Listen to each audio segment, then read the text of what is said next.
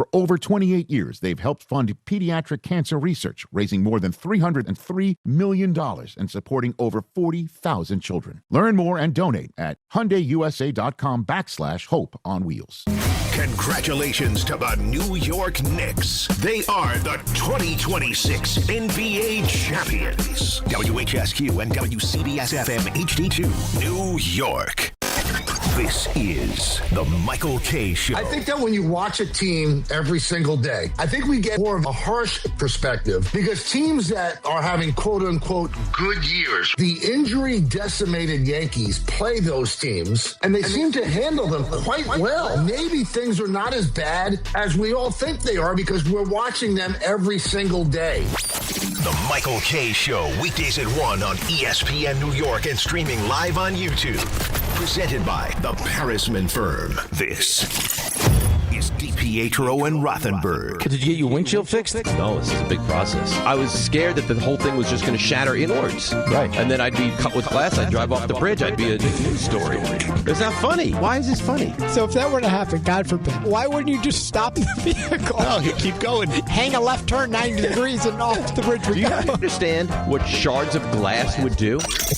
This is DiPietro and Rothenberg. If that did happen, I would tell people that's how he would have wanted to go. That's not how I want to go. Morning Start with DiPietro and Rothenberg. Weekdays from 6 to 10 on ESPN New York and streaming live on YouTube.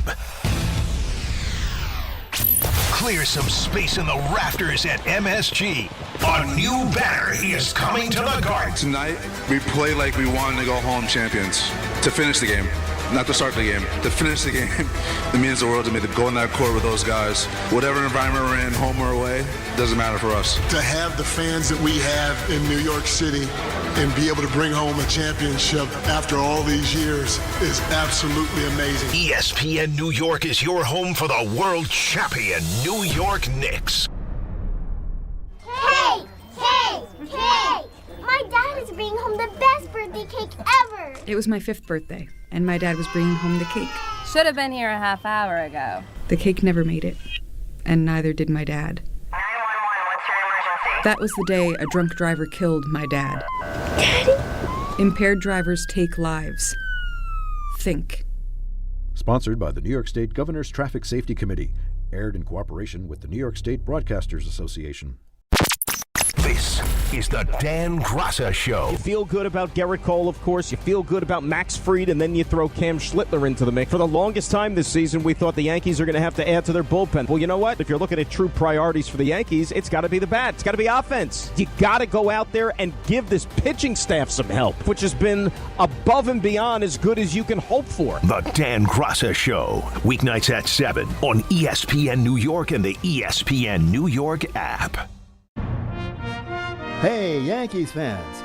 Join us at Yankee Stadium on Friday, August 21st, as the Yankees take on the Toronto Blue Jays. And don't miss Cody Bellinger Bobblehead Night, presented by T-Mobile.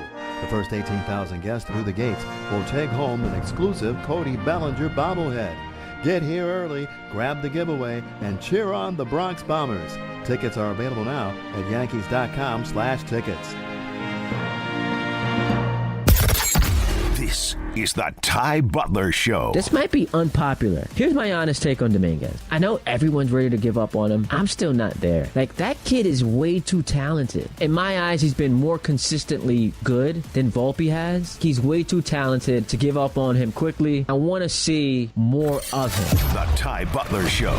Listen Sunday mornings at 8 on ESPN New York and the ESPN New York app.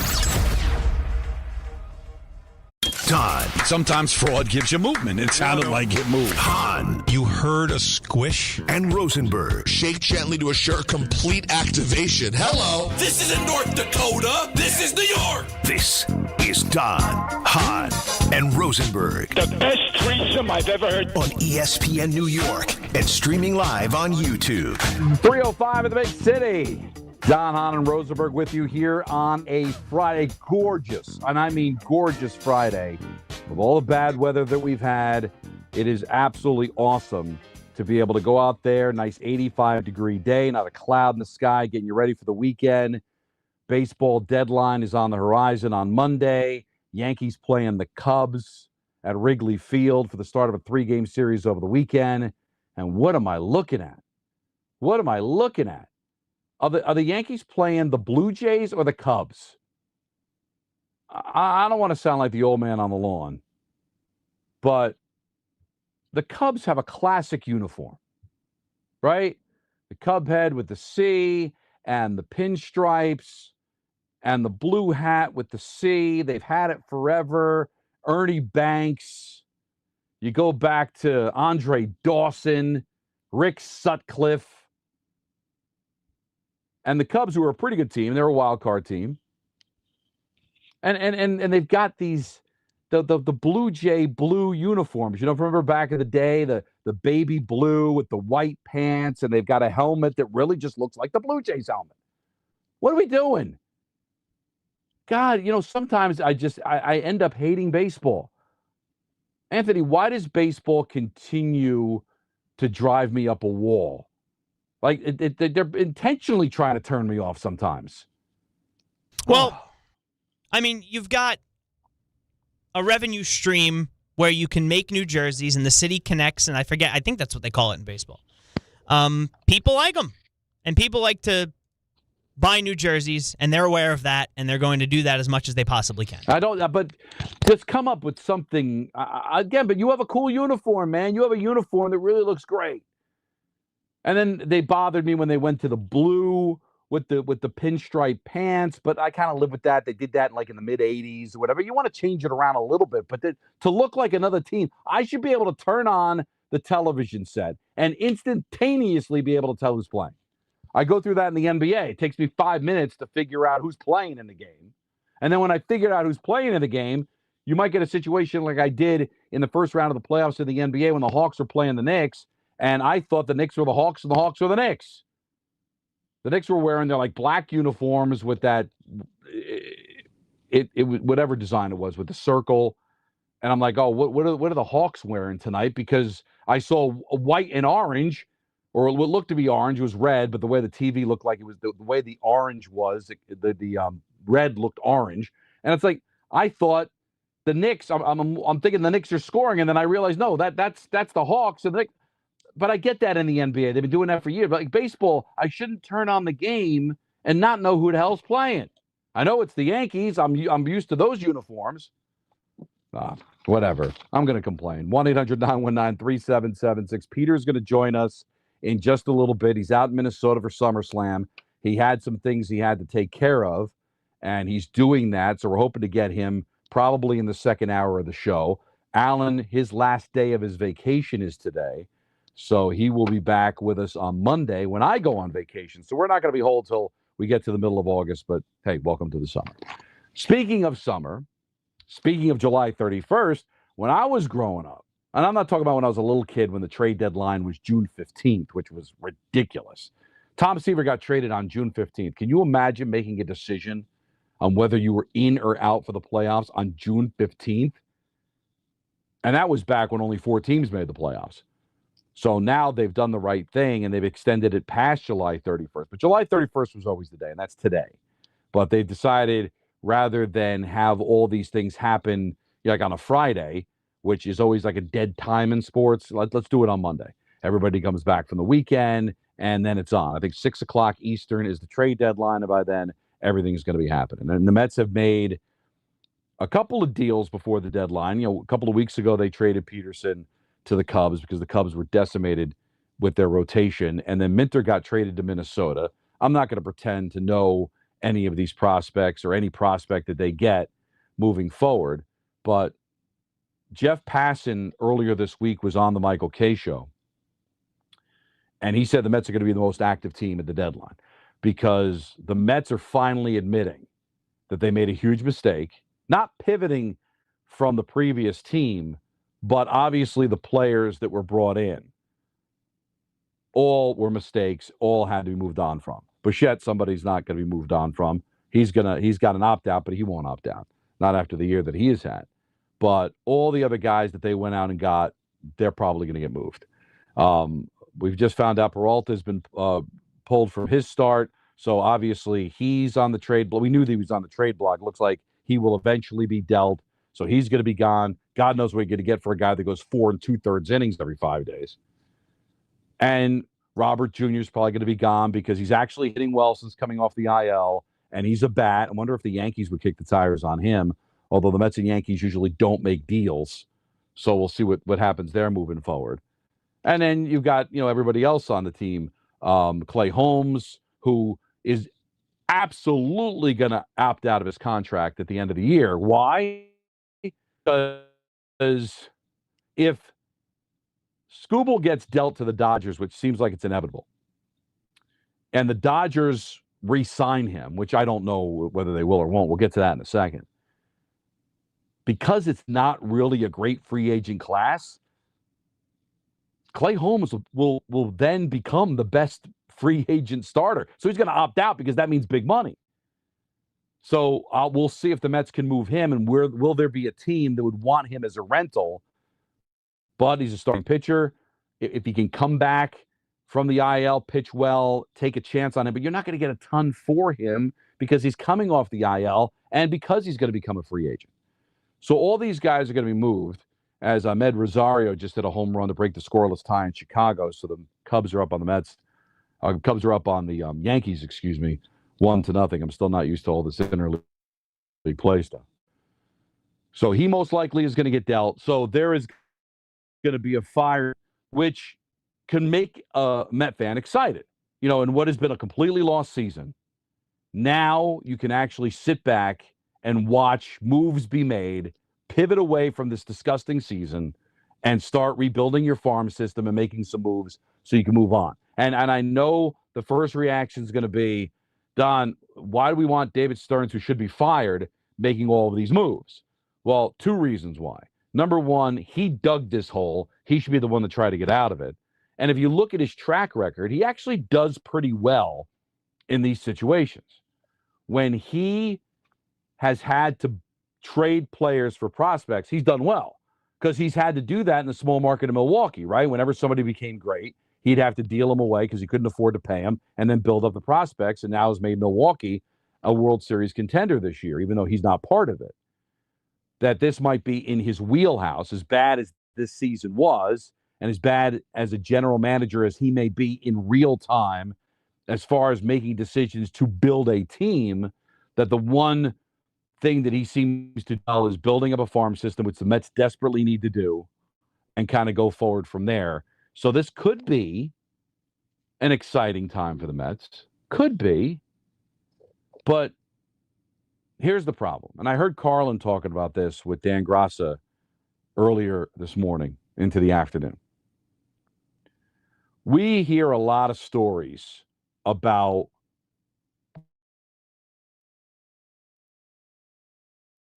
great playing huge prospects. Growing up, it was always the Craig Biggio for Larry Anderson deal, right? The Red Sox had, Jeff Bagwell. The Red Sox had Jeff Bagwell. They needed a relief pitcher in Larry Anderson, so they trade Bagwell to the Astros. They get Anderson. They make the playoffs, but then Bagwell becomes an amazing player for the Astros. The other one that I always heard thrown out there is the Tigers and the Braves made a deal where the Tigers acquired Doyle Alexander for their run to the playoffs in '87, in which they did make the playoffs. They got beat by the Twins and didn't advance, but they still made the playoffs. They still won the American League East, but it cost them John Smoltz. And so there's those stories. The 2 best players on the Washington Nationals are guys that the Nationals got in a deal for Juan Soto with San Diego. So there are times where you make a deal and you get something back that turns your franchise around. But most of the time, these prospects never amount to anything. And you don't think about it because after the deal's done, you go, oh, this guy's rated 6th, this guy's rated 16th, this guy's rated 60th. And then you wait, and 2 years later, it's like, whatever happened to that guy? Oh, well, we traded him in this deal, or he didn't work out, so we had to cut him. Like, very seldom do these guys actually move earth. And the players that you deal, well, those teams remember because they made the immediate impact. They either worked or they didn't. So somebody's going to get Robert Jr. from the Mets, and that team is going to know immediately whether it worked or not because it happened in real time. And the prospects the Mets get God knows whatever happens to them. So that's one of the things that kind of takes a little of the excitement away from it. But I want to know how you feel at 1-800-919-3776. We don't know what the heck baseball is going to be next year. Is there going to be a salary cap? Is there not going to be a salary cap? If there's not going to be a salary cap, what restrictions are they going to put in to stop the big market teams from spending huge money? Are they going to have more penalties on international money? Are they going to take more draft picks away? Like, what are they going to do? They're going to do something because the Yankees are red hot now. One of the biggest market teams in the country because of how the Dodgers are outspending everybody. So if they don't cave for a salary cap, which players never do in Major League Baseball, what will they pivot to that could affect you having a high payroll or be locked into really odorous contracts? But what if there is a cap? All right, is it going to be a hard cap like the NHL where you've got no movement? This is the money you're allowed to spend, and that's it? Where you actually see some teams, Anthony will tell you, that like play shorthanded because they're at the cap and somebody got hurt and they don't have the room under the cap to call somebody up or make a trade. And they actually play with 19 players instead of 20 because they're under the cap, like a real hard cap. Or is it a soft cap like you have in the NBA where you can sign your own players for however much money you want? Like we're the NFL, where guys can still make $60, $70 million a year. Same in the NBA. Like, is it going to be that kind of a cap? Because if it's that kind of a cap, then there will be wiggle room for the big market teams to still be able to pay their own players and still be able to maneuver around and still have high payrolls and still have superstar players on the team making big-time money. But if it ends up being a hard cap, then the Dodgers might be forced to shed over $100 million of payroll the next offseason to make it work. So if I'm a general manager, what do? Do I trade for a guy that's got length on his contract? Usually, like Luke Weaver has got another year left on his contract. That's an attractive guy to go get because I know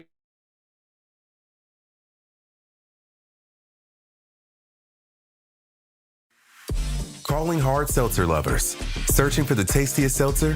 Look no further.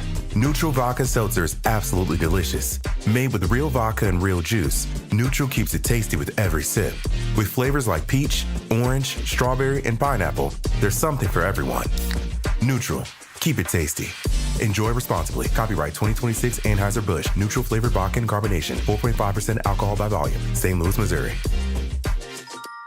When care matters most, experience matters more. The Allure Group is redefining rehabilitation and long-term care across New York with 6 convenient locations. Their expert clinicians create personalized care plans to help you recover, rebuild, and get back to what matters most. From short-term rehab to long-term care, Allure is committed to comfort, dignity, and results. To learn more, visit allurecare.com. The Allure Group, where care meets compassion. This is the Michael K. Show. I think that when you watch a team every single day, I think we get more of a harsh perspective because teams that are having quote-unquote good years, the injury-decimated Yankees play those teams, and they seem to handle them quite well. Maybe things are not as bad as we all think they are because we're watching them every single day. The Michael K. Show, weekdays at 1 on ESPN New York and streaming live on YouTube. Presented by the Parisman Firm. Hi, this is Don LaGreca. Just like the New Jersey Devils bring intensity on the ice, Viking Pest Control brings the same level of protection to your home. And I know because I use Viking at my own place. The season may be over, but pests are always in play. So it's time to lock in your off-season defense. As the pest control provider and proud partner of the Devils, Viking delivers 45 years of trusted experience to keep ants, cockroaches, stinging insects, rodents, mosquitoes, and more out of your zone. And when you bundle pest control mosquito services, you score big savings. One call, one company, total peace of mind. Visit VikingPest.com, protecting your home inside and out. Mornings with DiPietro and Rothenberg. Do you know Sven? I do. Yes, Sven Butenschon. Nice. You know him? It was on my team. Yes, Sven Butenschon. When was the last time you talked to Sven Butenschon? Not recently, but he's my buddy when we played here. So if you saw him walking down the street, you'd be like, Sven, it's me, Rick. Yes. Big hug. Really? Oh, yeah. You know what became of Sven? DiPietro and Rothenberg. Morning 6 to 10 on ESPN New York and streaming live on YouTube. Fans, arrive early at Yankee Stadium on Saturday, August 8th for the 78th Annual Old Timers Day presented by Fresh Direct. See Yankees legends put on the pinstripes again and take the field at Yankee Stadium. Relive memories of your favorite former Yankees and make new memories with your family. After the Old Timers Day ceremony and game conclude, stick around to see your Bronx Bombers take on Atlanta. Get your Saturday, August 8th Old Timers Day tickets presented by Fresh Direct at Yankees.com/tickets today.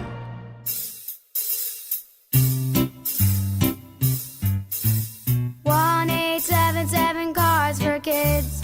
KARS Cards for Kids. 1-877 Cards for Kids. Donate your card today. 1-877 Cars for Kids. KARS Cars for Kids. 1-877 Cars for Kids. Donate your car today. Ready to get rid of that old car? Donate it to Cars for Kids. Call 877 Cars for Kids to speak to a friendly live agent. Donation is super easy, and your car can be picked up as soon as tomorrow. Go to carsforkids.org now or call 877 Cars for Kids to donate your car today. 1-877 Cars for Kids. KARS Cars for Kids. 1-877 Cars for Kids. Did you know you can donate real estate too? Go to carsforkids.org. That's cars with a K. Now let's take a look at the traffic with Brandy Scott. Hey there, guys. Good afternoon and happy summer Friday, but not a happy ride out there on the roads no matter where you're headed. Especially tough on the Cross Island southbound in Queens. A crash right before Northern Boulevard. Been out there for a while. Some delays go back across the Throgs Neck Bridge onto the Bronx side. Already packed on the Staten Island Expressway westbound heading over to the West Shore. Slow go backed up across the Verrazano onto the westbound belt in Brooklyn. Delays there from Flatbush Avenue. Inbound George, some road work on both the upper and lower decks, about 45 minutes from 8095 and 46. A little bit better from the Route 4 approach. All of your approaches, the outbound George already slammed. Not even the Henry Hudson going to help you out. Outbound Lincoln Arena 20 to 30. Outbound Holland close to 40. This report is sponsored by Mothers Against Drunk Driving. For victims of drunk and drug driving, your grief is unique, but you're not alone. You always have a place at MAD. Visit MAD.org. I'm Brandy Scott on 880 ESPN New York. Rich Eisen here with some advice. If high-interest credit card debt is grinding you down, it might be time to call an audible with a SoFi personal loan. It consolidates your debt into one low monthly payment with no fees required. And with as soon as the same-day funding, you can make the right play fast. Call an audible on your debt today at SoFi.com/debtplay. Loans originated by SoFi Bank N.A., member FDIC. Terms and conditions apply. NMLS 696891. Fast funds terms apply at SoFi.com/debtplay. Drip Drop is doctor-developed, proven fast hydration that helps your body and mind work better. Trusted by firefighters, medical professionals, and over 90% of top college and pro sports teams. Drip Drop is engineered to hydrate faster and more effectively than water alone, with 3 times the electrolytes of leading sports drinks. Stock up now at dripdrop.com and use promo code RADIO20 for 20% off your first order. That's dripdrop.com, promo code RADIO20. Well, my apologies. Had a little bit of a technical snafu at the end of that segment. We were close to the break anyway. And I sound a lot better, and now we move forward. And Peter will join us in just a little bit. But what I was saying is nobody knows what the heck is going to happen next year. And I'm not going to sit here and start talking about, CBA. That's going to make everybody want to glaze over. But it doesn't take a rocket science or a diehard baseball fan to know that we may be facing baseball Armageddon. There may not be a season next year. Now, I don't think that'll happen because when the NHL canceled their season back in 04-05, there were teams in the NHL that would make more money not playing than playing because that's how bad their system was. So they needed to have something happen. Something had to change in order for these teams to be able to survive, and they needed a salary cap, and that's what they were willing to do to get it. I don't know if there's any Major League Baseball teams that would make more money not playing than playing, but there is a problem, and it needs to be resolved. How far are the two sides willing to go to get what they want? And really what it comes down to is how far are the owners willing to go to get their salary cap? They don't know if they're going to win or lose. So they don't know what the heck the system is going to be. So right now, this trade deadline is so interesting to me because they're flying blind. And most likely what they're going to do is they're going to want free agents. They don't want guys under contract. Give me free agents. I'm going to go for it right now to the best of my ability, try to win, and then we'll see what happens next year. The Dodgers might turn around and go, yeah, we'll trade for Skubal. Maybe we'll even sign him. They might not even care because if they win a third consecutive title, they might not care about 27. They might be willing to throw 27 away if they can win 3 championships in a row. The last team in sports to win 3 straight titles were the Yankees back in the 90s. So they might see value in that and not care. That's why the Dodgers might say, oh, yeah, I'll go get Miller. He's got years left on his contract. Who cares? There might not be a 27 season. I don't care. I want to win a 3rd consecutive title. So you got the Dodgers operating that way. Then you got the Yankees operating like, wait a minute, I don't want to trade for anybody that's got any term because there might be a salary cap. And then I got Cole with big money. I got Judge with big money. I got Stanton with big money. I got Fried with big money. I can't afford to bring in a Mason Miller who's got 2 years left on his contract at big money and maybe have a salary cap and have to let these guys go. So you have the Yankees acting the opposite way.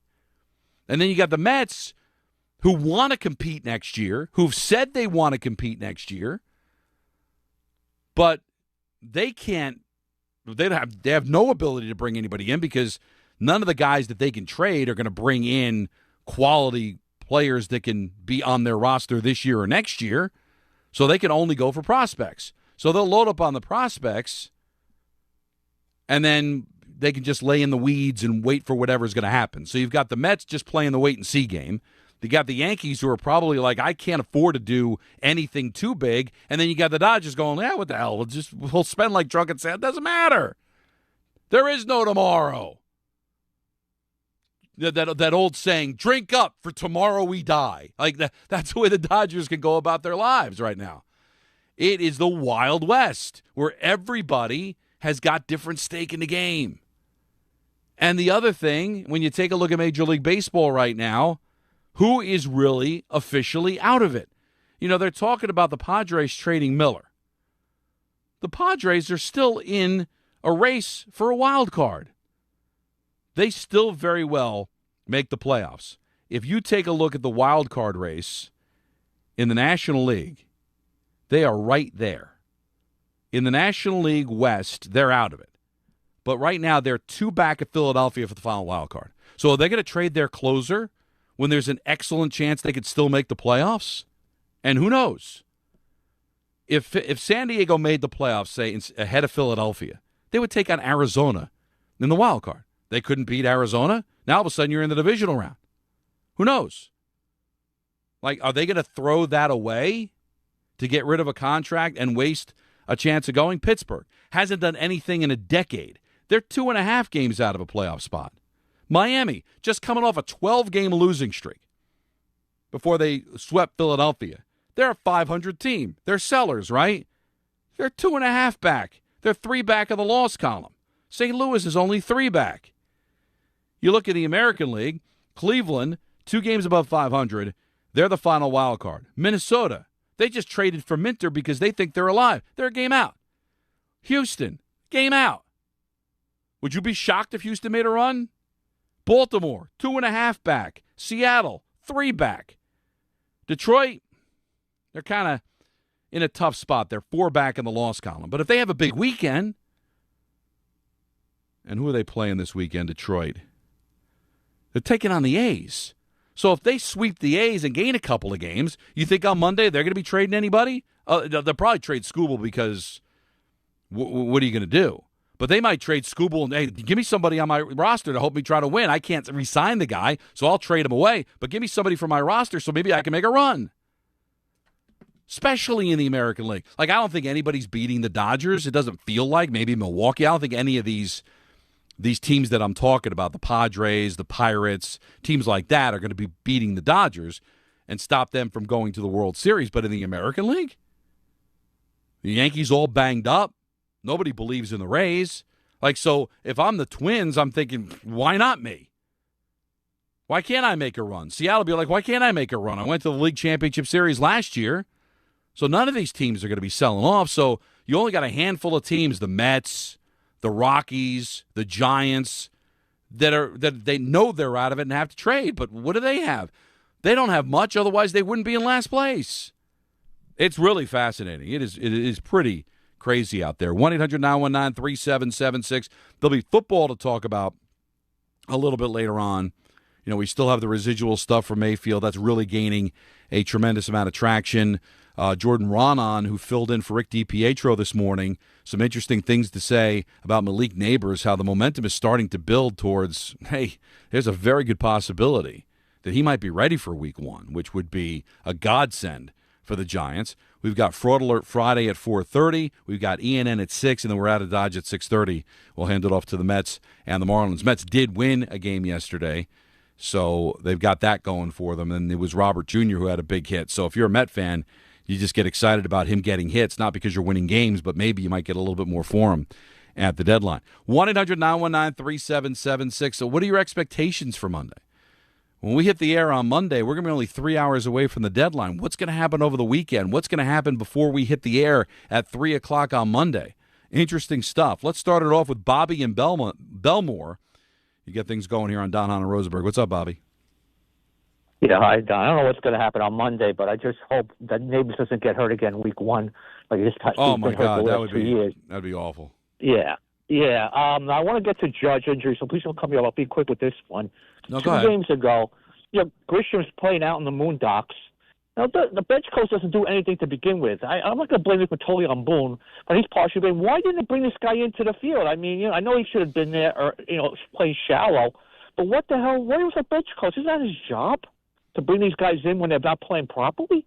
So, I didn't understand that. You know what I'm talking about. Bobby, I'll let you finish, Bobby, but whenever I see that, the way that they're so buttoned up with the analytics, I got to believe that's exactly where they wanted him to play, even though it didn't work out. That's ridiculous. But there's I'm with you, Bobby. But there's no way that those guys, as buttoned up as they are going to allow a fielder to play out of position. They're all over that. So you might disagree with why they did it, but I doubt very seriously they didn't see that he was out of position. But who knows?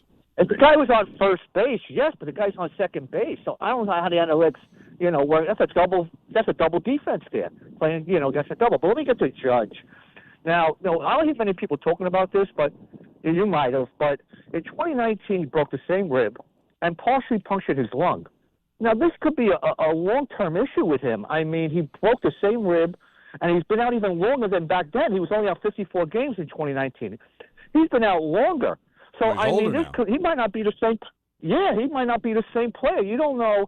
It's like a secret. I mean, that's like oblique. I mean, you can't swing. And if he does come back down the road, Stanton, if there's no season next year, if there is, Stanton's last year is next year. He's going to get hurt again if there is a season.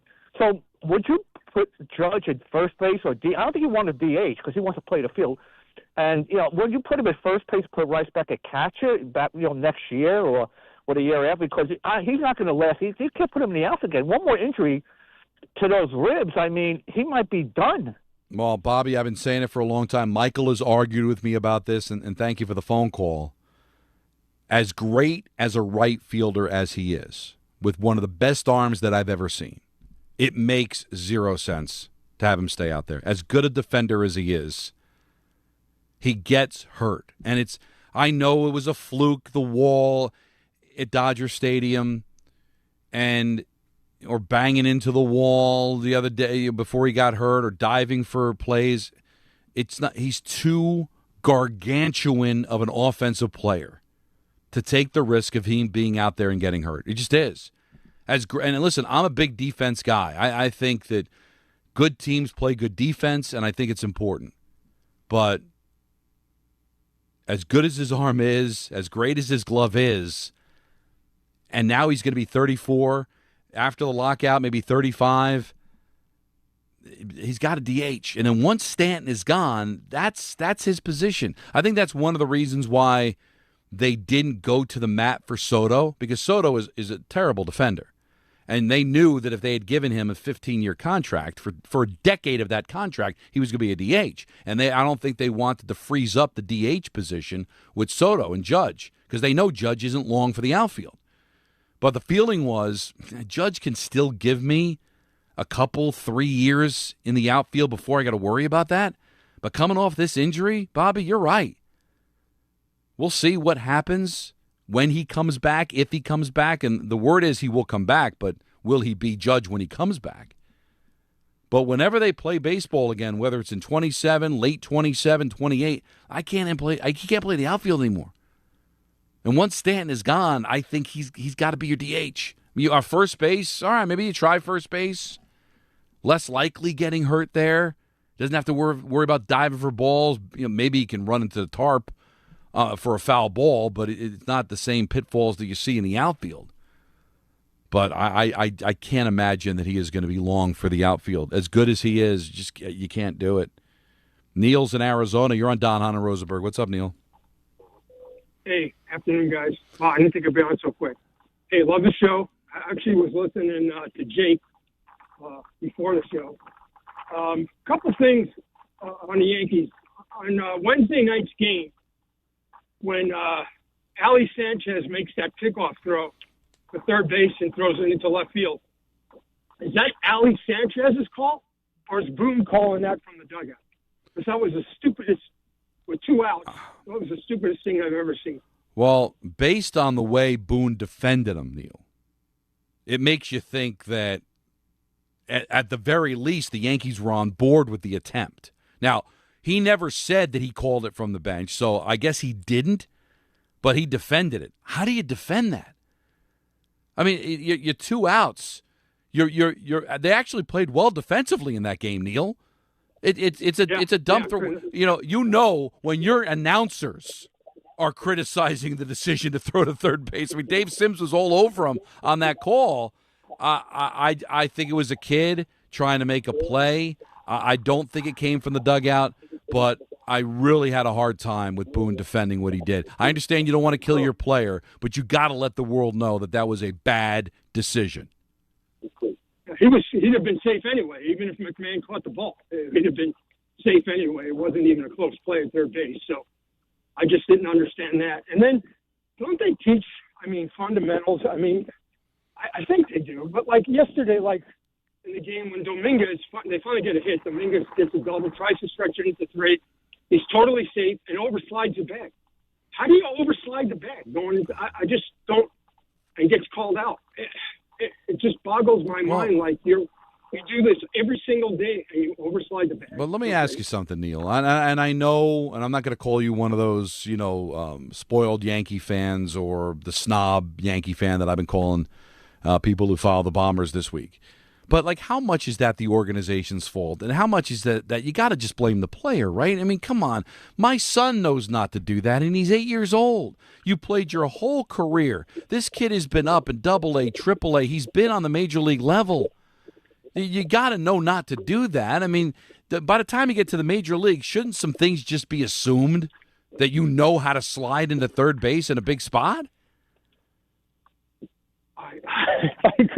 I couldn't agree more. So I'm not trying to take the Yankees off the hook, Neil, and thanks for the phone call because we talk about the fundamentals are bad, and so it's not so much Aaron Boone, but the whole organization has to take a look. What are you guys doing with these players in A-ball? What are you teaching them? Well, Boone addressed it after the game.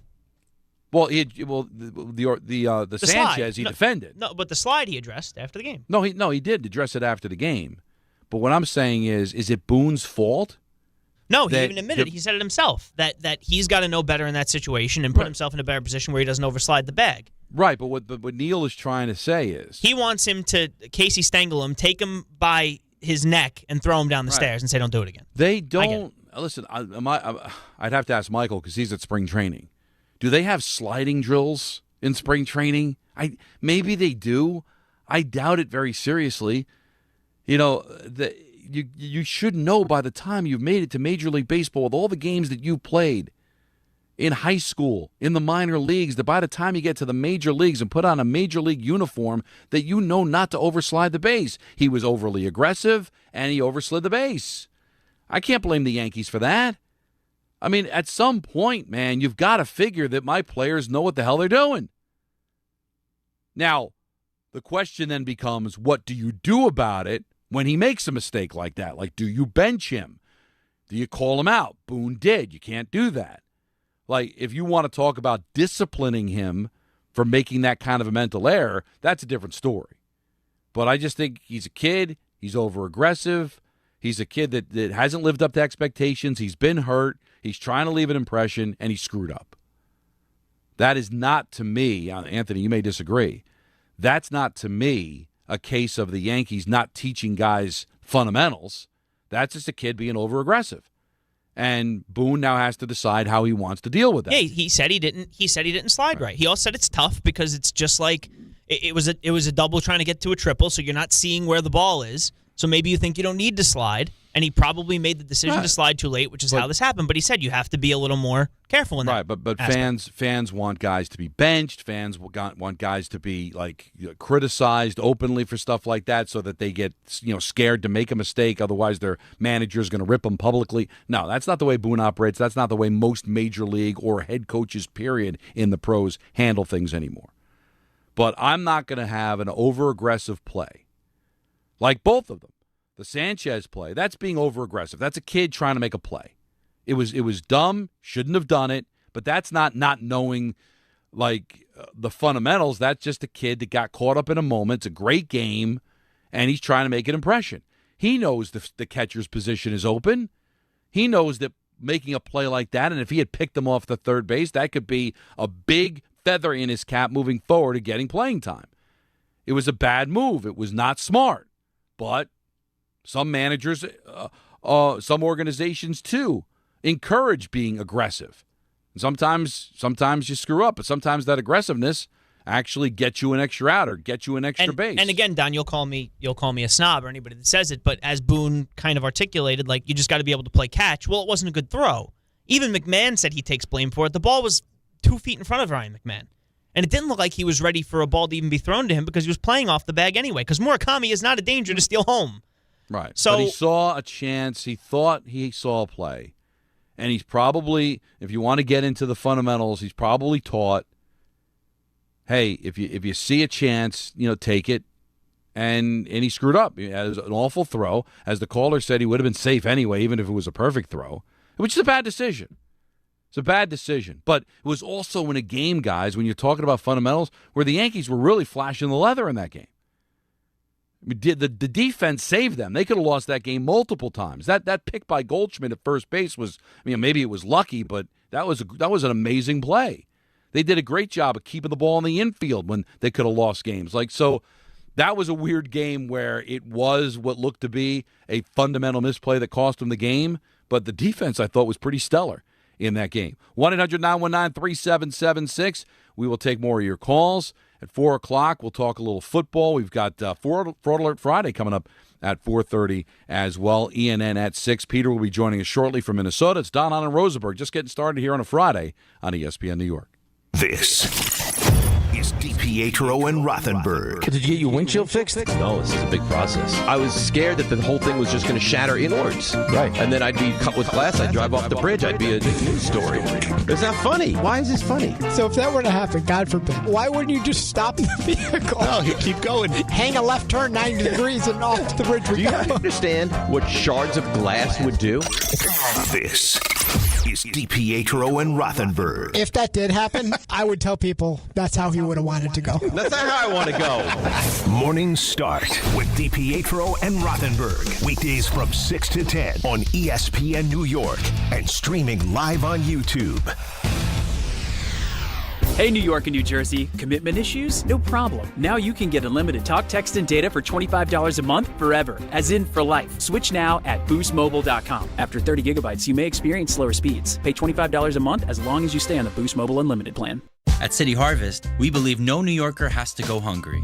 With your help, we're on the road 365 days a year, rescuing over 77 million pounds of nutritious food and delivering it free to millions of New Yorkers, transforming surplus food into sustenance, sustainability, and smiles, rallying thousands of New Yorkers to power a network of nourishment across our city. One day, one meal, and one New Yorker at a time. That's how we feed good. Donate at cityharvest.org. Miller time. People think it just happens, but that's not true. You know what you gotta do? You gotta go say hello with some beers. Make the plans. Forget the couch. Go to that thing. Play the game. See him in person. Talk to that stranger. Live a little. Small acts of rebellion that bring us together. Because legendary moments start with a light. It's Miller time. Celebrate responsibly. 2026 Miller Brewing Company, Milwaukee, Wisconsin. This is the Michael K. Show. I think that when you watch a team every single day, I think we get more of a harsh perspective because teams that are having quote-unquote good years, the injury-decimated Yankees play those teams, and they seem to handle them quite well. Maybe things are not as bad as we all think they are because we're watching them every single day. The Michael K. Show, weekdays at 1 on ESPN New York and streaming live on YouTube. Presented by the Parisman Firm. Your ambition just met its match with Robinhood. You push yourself in everything you do, scanning headlines for insights, keeping an eye on the market. Robinhood puts you in control of your money, all on one platform. You expect more from yourself. Expect more from your money. Get started today at Robinhood.com/yourmoney. Again, that's Robinhood.com/yourmoney. Your money, your move.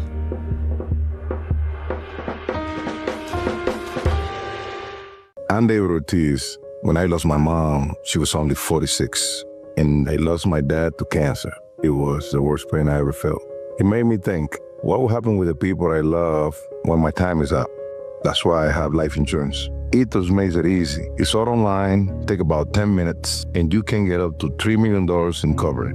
Get your free quote at ethos.com/game. That's ethos.com/game. Paid testimonial. Time spent on application may vary. Online health questions required. Less than 4 in 10 kids aged 6 through 12 are playing sports regularly. 4 in 10 kids? Let it sink in. Just 4 in 10 kids. ESPN is building a nationwide coalition powered by Disney called Take Back Sports, with the purpose of training more coaches, expanding access, and creating community-driven sports programming that puts kids and fun first. We're working on that story. We hope you'll join us. Visit takebacksports.org to learn more. I'm David Ortiz. When I lost my mom, she was only 46, and I lost my dad to cancer. It was the worst pain I ever felt. It made me think, what will happen with the people I love when my time is up? That's why I have life insurance. Ethos makes it easy. It's all online, take about 10 minutes, and you can get up to $3 million in coverage. Get your free quote at ethos.com/game. That's ethos.com/game. Paid testimonial. Time spent on application may vary. Online health questions required. Congratulations, New York. The Knicks did it. Through battle after battle, they dominated to become this year's NBA champions. Day in and day out, the hard work paid off, and you were there every step of the way. Enjoy the crown. Own it, because this year is your year. A part of your legacy that will never be forgotten. So celebrate this moment, show your pride, and shop the largest selection of official NBA gear at NBAstore.com. A Fanatics experience. Don, on and Rosenberg with you till 6:30. Peter will join us shortly. Fraud Alert Friday at 4:30, ENN at 6. Get ready for the weekend. Gorgeous day. I don't know how great the weekend's going to be. I'm going down the shore. I'm looking forward to that. So I need a bit of a break, finally get away. I had a staycation earlier in the summer, and now I get a chance to go away. But the stress of going away sometimes doesn't make it worth it. Like just getting the house prepared because we've got people that have to come over to take care of the cats and get the kids packed and us packed. And it's just like the stress that we're going through today and tomorrow morning before we leave, you just need a vacation from that. 1-800-919-3776. Megan is down in South Carolina. You're at ESPN New York. How are you, Megan? Hi. How you doing, Don? Good. How are you? Now, did you send a cameo to me recently? I did. Thank you so much. Okay. That's why I'm calling. Yeah, today is Jason's birthday, so I wanted to see if you can give him a shout out. Oh, absolutely. Happy birthday, Jason. I forget how old he was, but it was definitely younger than me. Yeah, he's 39. Yeah, that's right. It was 39. So I remember doing it, and I remember it was a Megan and a Jason. So has he seen it yet?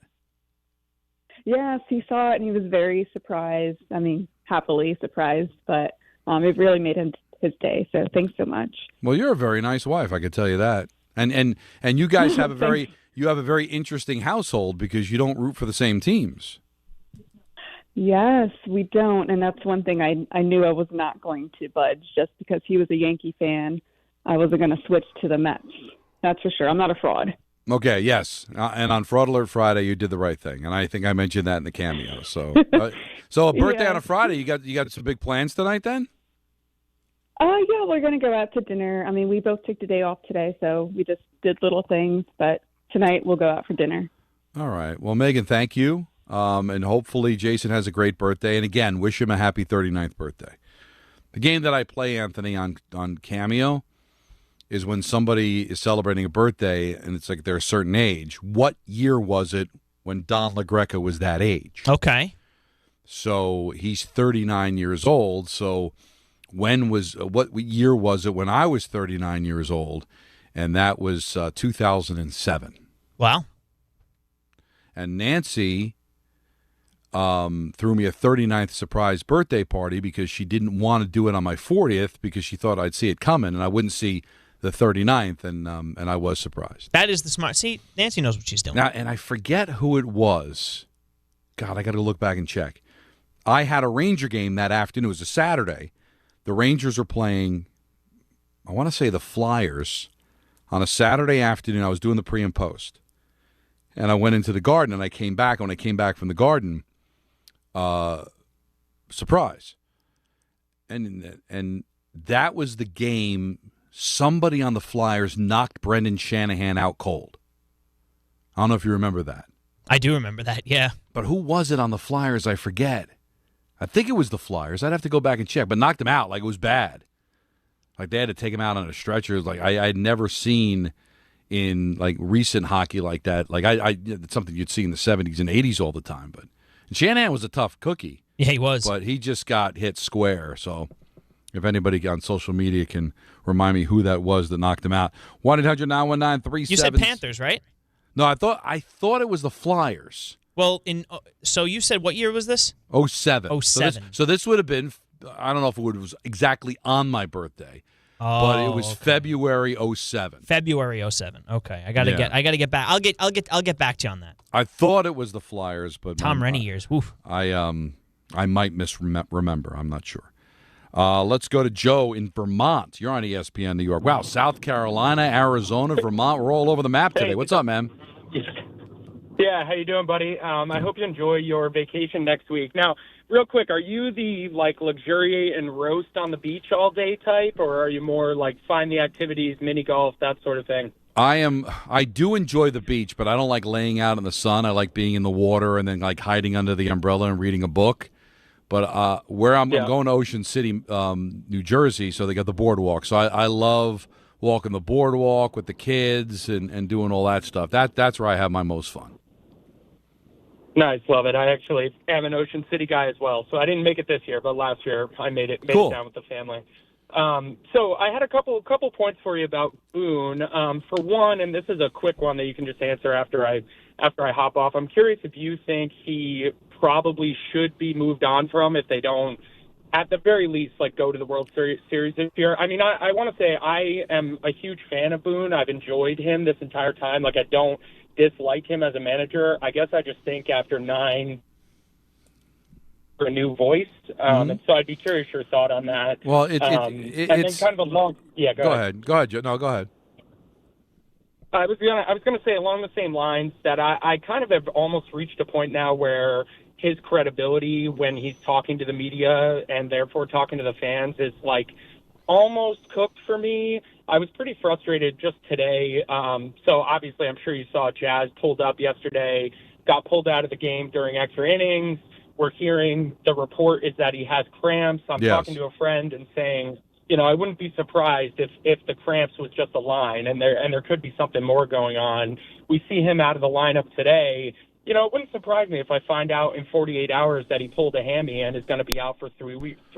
And it's I guess I just don't know, when did the manager become like just a PR director where he's spinning things, kind of pissing on my head and telling me it's raining. Well, the thing, Joe, is you got to understand that, and I hate always using this as my defense of Boone, but it's organizational, and that goes everywhere. All a head coach, a manager can give you is what he's told by his trainers, and I'm sure they might have thought it was a cramp, and then they find out the next day that it's not a cramp. That's not Boone playing games. And if Boone was quote-unquote lying, the organization probably told him one thing, and he had to say it. That's just organizational. I'm not going to get on Boone for that. But I'm on record saying, if they get Judge and Bellinger back, and they're whole for the postseason, and don't go to the World Series, I'm sorry, it's got to be on the table. And I'm a Boone fan. I like Aaron Boone. I get along with Aaron Boone. I wouldn't call him a friend, but I'm somebody that likes him and roots for him and wants him to do well. But how could it not be on the table? The American League stinks. They're the best team in the American League. If they get everybody back, I'm sorry, it's got to be at least on the table, at least considered. But if Judge doesn't come back, Bellinger doesn't come back, some unforeseen circumstances, different situation, obviously. But whole, I'm sorry. This team's got to go to the World Series. Lewis in Union City, you're on ESPN New York. What's up, Lewis? Good, how are you? Awesome, man. I'm all right. Two questions. One, with the Mets, Mets fan, die hard, I'm disappointed. Now, I do have a question for you if I can ask. I'm a Packers fan. If I can ask you, realistically, what you think the Packers need to do to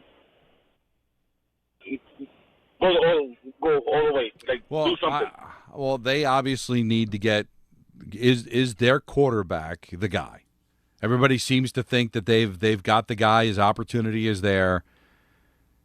The Lions, I don't think, are going to be as good. I think the Bears are winning that division. I think listen, they showed me something in the postseason last year, Lewis. I think they've got a quarterback who's designed to be great. He was the first overall pick.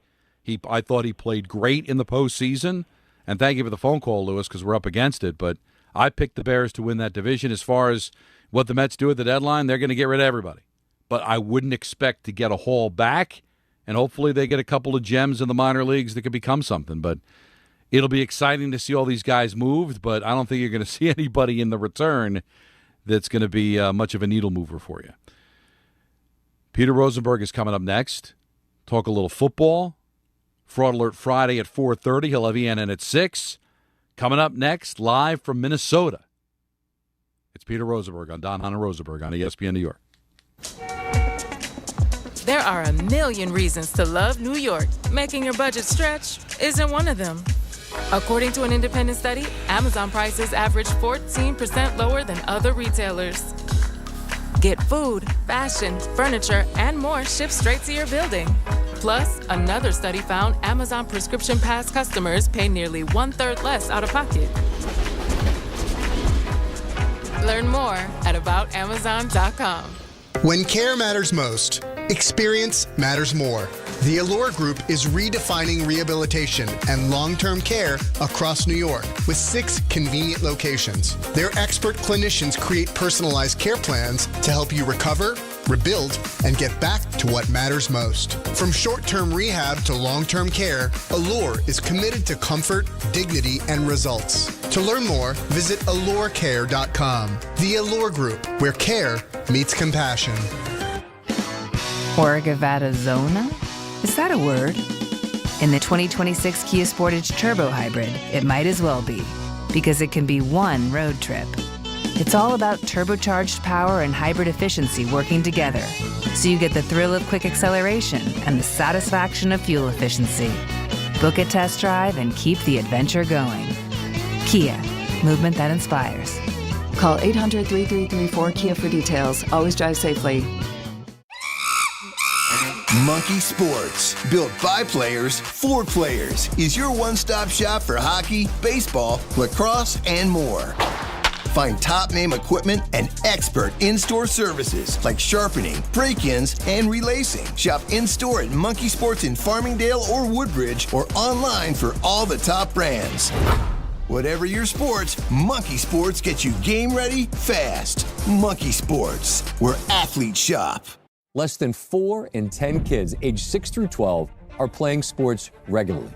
4 in 10 kids? Let it sink in. Just 4 in 10 kids. ESPN is building a nationwide coalition powered by Disney called Take Back Sports, with the purpose of training more coaches, expanding access, and creating community-driven sports programming that puts kids and fun first. We're working on that story. We hope you'll join us. Visit takebacksports.org to learn more. Harry Douglas here to help you ignite your taste buds with Firework Freeze 5-Hour Energy Shots. Juicy cherry, citrus lime, and blue raspberry. It's that iconic freezer pop flavor, but with none of that guilty sugar aftermath. The perfect summer kick. It's delicious, portable, zero sugar energy shot bursting with flavor. Bring on the summer with Firework Freeze 5-Hour Energy Shots, available online at 5hourenergy.com and on Amazon. 880 ESPN, WHSQ, and WCBS-FM HD2, New York. A Good Karma Brands radio station. Time now for your weekend weather report, and it's brought to you by Neutral. Hopefully, I get some days like this when I'm down the shore.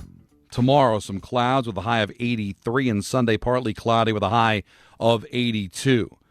I looked at the forecast. I don't think it's that optimistic early in the week, but much better later in the week, which I'll take because there's always that adjustment period. I'd rather it be nicer a little bit later in the week than when I get down there Saturday or Sunday. But I'd love them all to be nice, but that's what you're going to be getting up north here in the tri-state area. That was your weekend weather report brought to you by Neutral. Keep it tasty with Neutral Vodka Seltzer made with real vodka and real fruit juice. Enjoy responsibly. So many people very, very high on the Giants. And we talked yesterday about, hey, I just want to get back on the rails. I just want to have a successful season. Maybe finish above 500. They won 4 games last year. They win 8 this year. I'm thrilled. All right, I'm not playing the stupid game of, oh, what's wrong with John Harbaugh? He lost his fastball, missed the playoffs his last year in Baltimore, missed the playoffs his first year with the Giants. Oh, they made a mistake. I'm not buying into that. Guy's a really good coach. It's just there's a lot going on here. And one of the things going on here is Malik Nabers. He is their best offensive weapon. And he is the security blanket for Jackson Dart, who everybody is high on. The question is, will he be ready right away? Will he be ready week 1, Sunday Night Football, MetLife Stadium, against the Dallas Cowboys? Well, Jordan Raanan filled in for Rick DiPietro this morning on DNR, and he expects Nabers to be ready for week 1. It's one thing for Malik Nabers to be on the field, just do a little basic running. Like, he could have just been running on the side, maybe running some routes on the side. No, he's actually doing significant amount of individual drills, which doesn't seem like much, but the fact that he's able to run routes and run them looking pretty good. I'm not saying he's his normal explosive self. He's probably still a decent ways away from that. No limp, running seemingly pain-free, pretty freely, being able to run and cut. We hadn't seen that, right? The last time we saw him, the last weekend in May, we saw him, and he was limping badly, and his leg actually looked super stiff, so it was like one of those old guys dragging his leg. And 2 months later now, not only is he running freely, he's running routes. So the fact that he's able to do that is a great sign, and I'd be very surprised at this point, barring any sort of setback with his rehab, if he's not ready for week 1. Now, here's what's interesting. Jordan said that in the morning, obviously before the Giants had taken the field. Nabers rested today. Now, that's not a big deal. Yeah, part of the plan, they say. That's part of the plan. Mm-hmm. But he's still rested. Meaning, all right, he looked great, but because he's still very early on in the process here, you're not going to put too many days in a row. You're going to have to rest. How does he feel? It's part of the plan because they probably planned on him being pretty sore, doing that much activity for the first time in a long time. So now, after the day off tomorrow, how do you feel? You feel 100%, go back out there. Do you go halfway because you still don't feel 100%? The process is still ongoing. So I'm not trying to knock down what Jordan said. He's a lot closer to it than me. He's actually in West Virginia's. Apparently, all of these media guys are all like hanging together because there's probably, not West Virginia is not exactly the biggest place on earth. Okay. They said Pat Leonard was going to have a hard time getting an Uber this morning from their little palatial estate they're staying at. Yeah, well, you're getting an Uber. The Uber's probably coming from Pittsburgh. So you might have to wait a while for that. But that's the thing, is that, yeah, he looks great, but it's all about the recovery, and now he rests. All right, how does he feel after he rests? So I love that Jordan is optimistic. I'm optimistic, too, because everything that we're hearing is in the affirmative.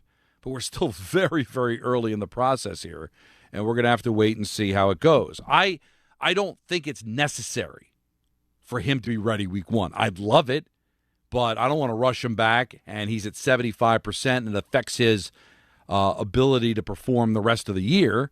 So if he comes back week 2, week 3, but he's 100% week 2, week 3, and we've got him all year, I'm good. The Giants' first 2 games are beasts. You're home against the Dallas Cowboys. You never beat the Cowboys. You never win in prime time. Okay, so, and Dallas, I think, is going to be a very good football team. They're going to improve from their 7-10 record last year, in my opinion.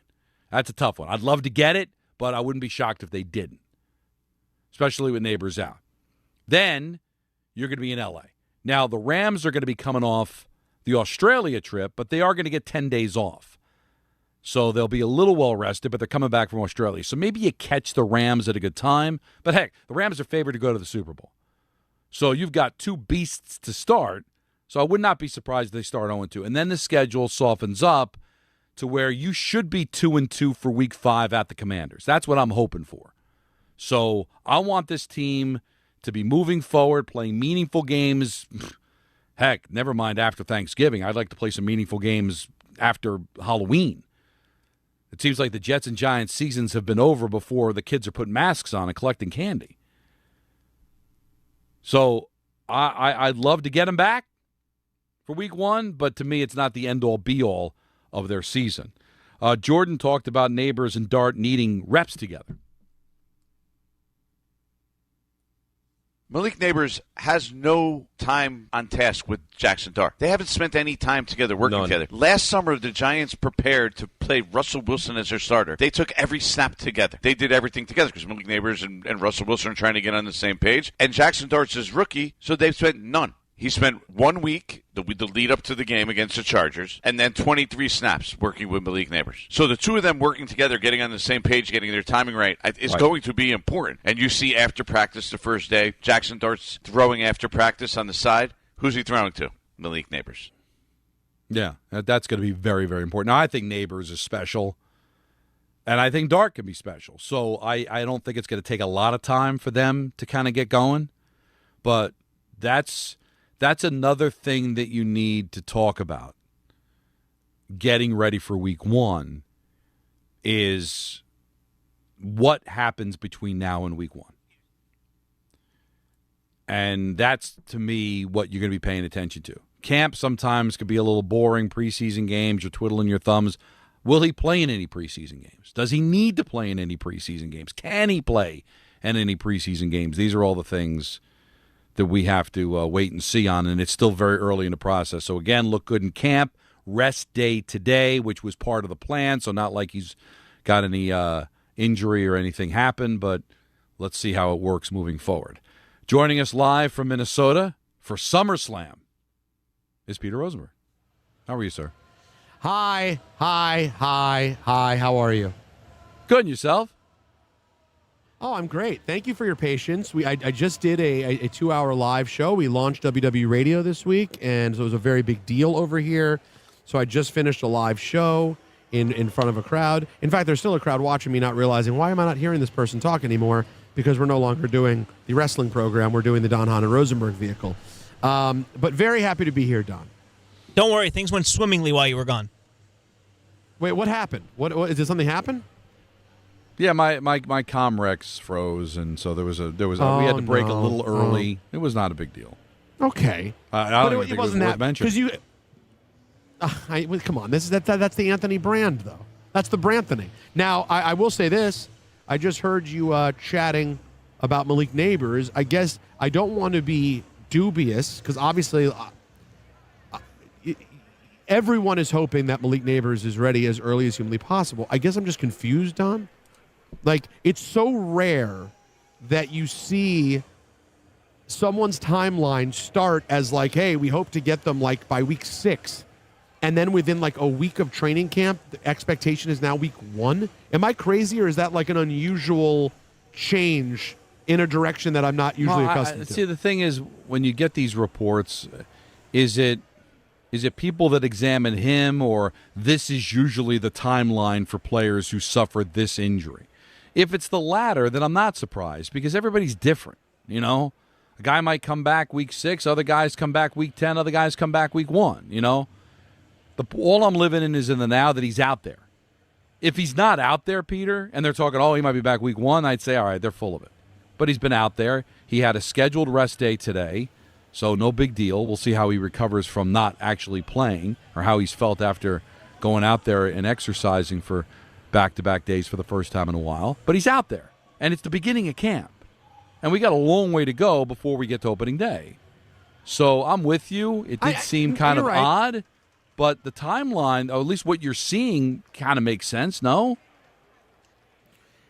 No, you're right. You're right. On that, in that sense, it does make sense. But I'm just like, man, you just sort of base things on how you always see them historically, and that's just not how you generally see these things going. So listen, God bless, me bless, if this is in fact true. Like, I would love for that to be the case. Wow, I'm seeing my manager Dipperstein in the wild running. I don't know if I've ever seen this before. Don, you've met Dipperstein multiple times. Can you picture him running? Doesn't look like a runner, no. No. He was just jogging in loafers through the convention center. The way that I would, having met him and saying that I don't think he's a runner, if I'm seeing him running, I'm assuming he's being chased. Now, as you see anybody following close behind? Anybody else running in an opposite direction? It's a room full of wrestling fans, which means there's not a lot of scary people. Oh, maybe they're suggesting maybe Obafemi might have just shown up. That would be cool. I would love to get Obafemi on the show. Are you open? Let me ask you something, Don. Are you open to? I have an entire setup here. Not only do I have a Comrex, I have like multiple headsets. Like, if I could get cool guests who randomly show up here, you open to it? I don't know if it'll happen. Well, would you be open to it? You're set up for it. Why not? No, like dude, I got to tell you, the board being used here is the coolest on-the-road board I have ever seen anyone using. It's gorgeous. Gorgeous. A Behringer board, Don. It makes me want to become an engineer. That's how good a piece of equipment I'm looking at. So, yeah, we have options. If people show up, I'm going to see if we can try to find and get someone on the show. It is a happening here, being in Minneapolis. And let me tell you, I looked from the second I got here to see if I saw any like blatant Prince, like accoutrement, from the second I got to Minneapolis. And so far, I've not been bombarded with Prince the way I wanted to be. Well, you said, because you wanted to be in the feels for Prince at this point. Said the only thing you want to feel is Purple Rain. Are you feeling Purple Rain? I'm feeling rain. I got news for you. I'm feeling rain, baby. But I don't know if it's purple. Did you see Roman? I have not seen Roman.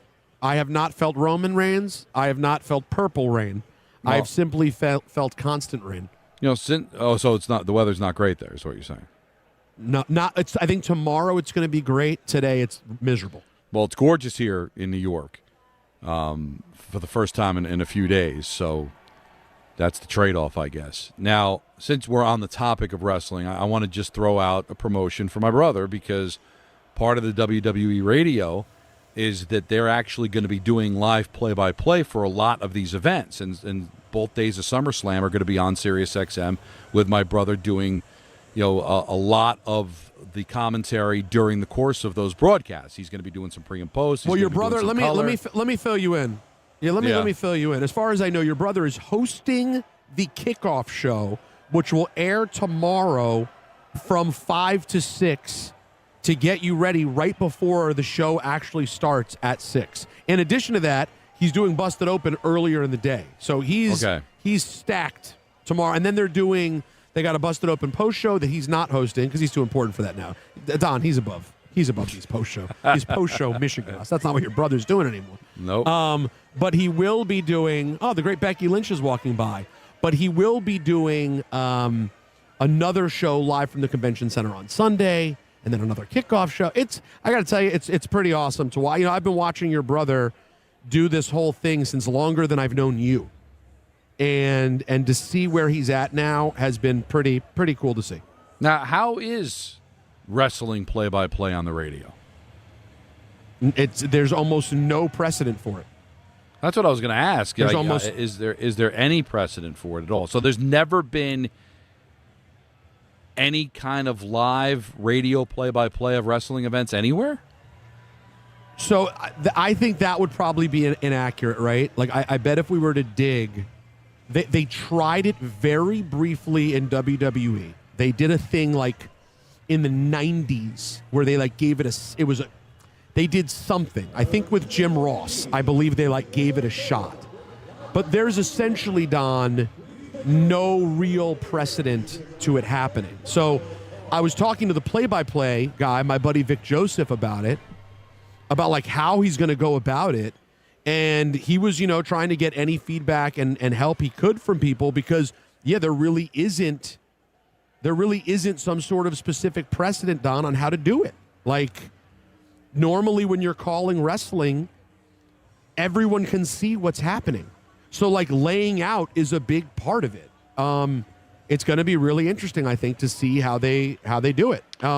As a radio and wrestling nerd, that's probably what I'm most excited about for this whole WWE radio thing, is the idea that you can have play-by-play for your actual wrestling broadcast. And they're airing Raw and SmackDown on the channel as well every week. So it's pretty cool for nerds like myself. Well, if there's any precedent for it that I guess could be, even though it's a different sport but the same style, would be there had been radio play-by-play for boxing. Well before there was television, Don Dumphy was doing play-by-play for boxing. And matter of fact, his play-by-play was used in Bull Durham. Not Bull Durham, Raging Bull. They actually took the radio calls and put it in the movie. So I guess if you could do it for boxing, you could do it for wrestling. So I guess that would be the precedent that I would look back. If I were going to do play-by-play for wrestling, I would probably go back to those broadcasts and see how those were done. So that's a really good point because it is the closest you can get. But the thing is, you don't call action quite the same way in wrestling, right? There are just moments where things aren't happening in the same way. But, that happens in boxing, too. There are full rounds in boxing, Don. We could go back and watch history, radio and television, I'm sure. There are rounds when there's just not that much happening, so you have time to tell the story because they're just feeling each other out. So I think you're right. That probably is the best way to approach it. Now, before Peter joined us, we were talking about the Giants and Malik Nabers. The other bit of news that came out of Giants camp today, or just sound actually, was from Cam Scadaboo. We got a chance to hear him post backflip, and he spoke about his backflip. Yeah, obviously I do some dumb things here and there, but I learned from it. My coach talked to me, told me how he felt, and I learned from it. And will I go do that backflip again? Probably not. So, we live and we learn, and, we move on. Well, probably not. It's not. Look at that. Yeah, but look at that. He's doing the job. He's doing the work. So does that mean no more backflips during games? When game time comes around, we'll see what game time comes around. But right now, we're focused on training camp, and we'll keep the backflips off the field for now. Okay, I'll take it. Listen, I think you got to take it. But do you know what it kind of feels like? I'm trying to think of an example of someone. Don't you? I have a drop. I have a drop that I did this week. That's kind of how it feels like. But continue. It's kind of, I guess the example I would use for the audience to relate to is Dave Rothenberg.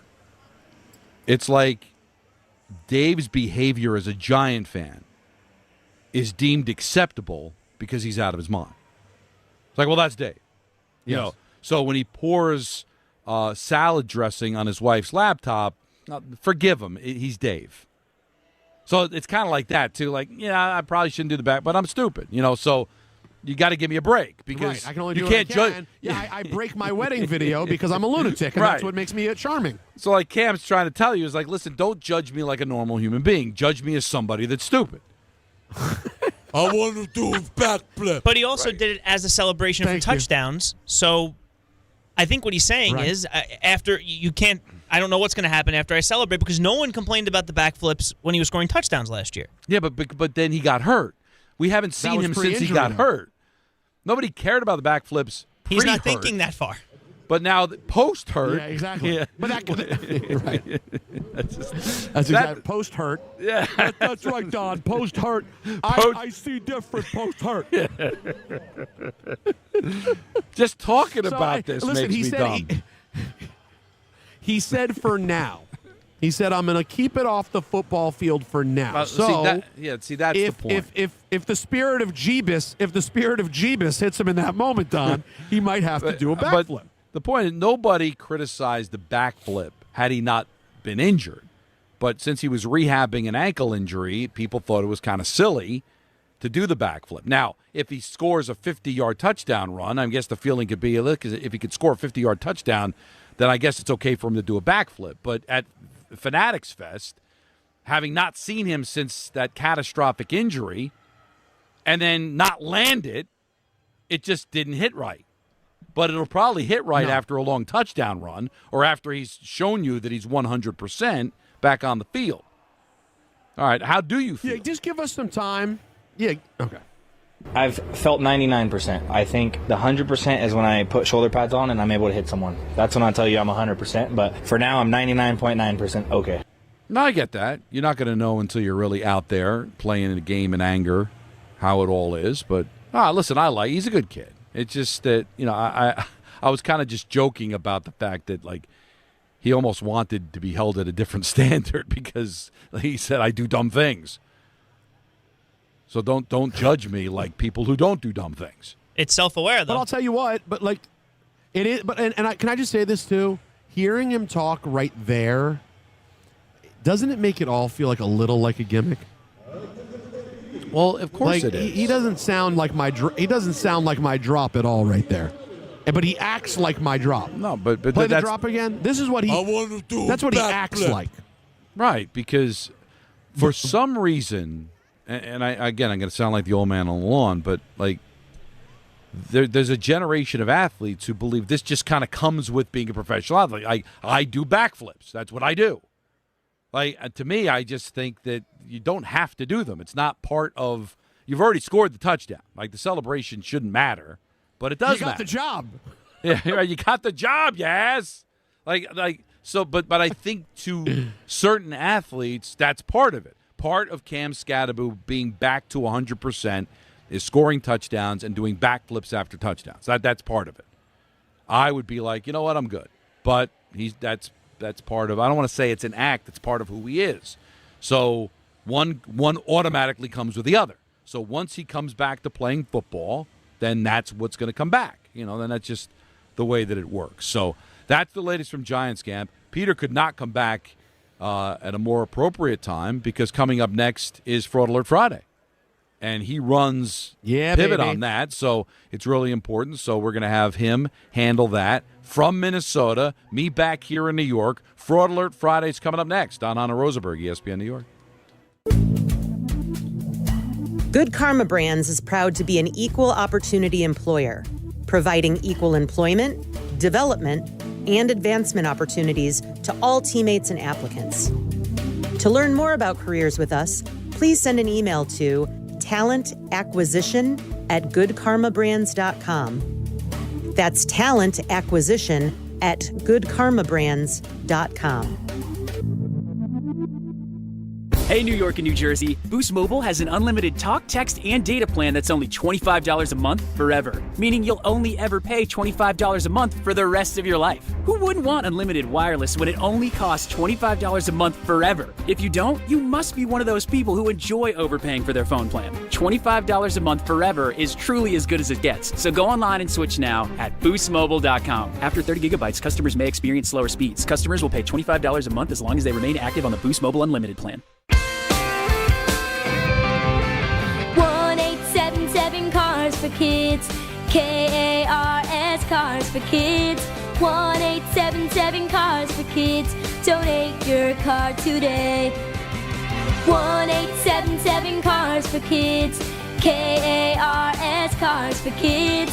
1-877 for Kids. Donate your car today. Ready to get rid of that old car? Donate it to Cars for Kids. Call 877-CARS-4-KIDS to speak to a friendly live agent. Donation is super easy, and your car can be picked up as soon as tomorrow. Go to kars4kids.org now, or call 877-CARS-4-KIDS to donate your car today. 1-877 Cars for Kids. KARS, Cars for Kids. 1-877 Cars for Kids. Donate your car today. Did you know you can donate real estate too? Go to kars4kids.org. That's cars with a K.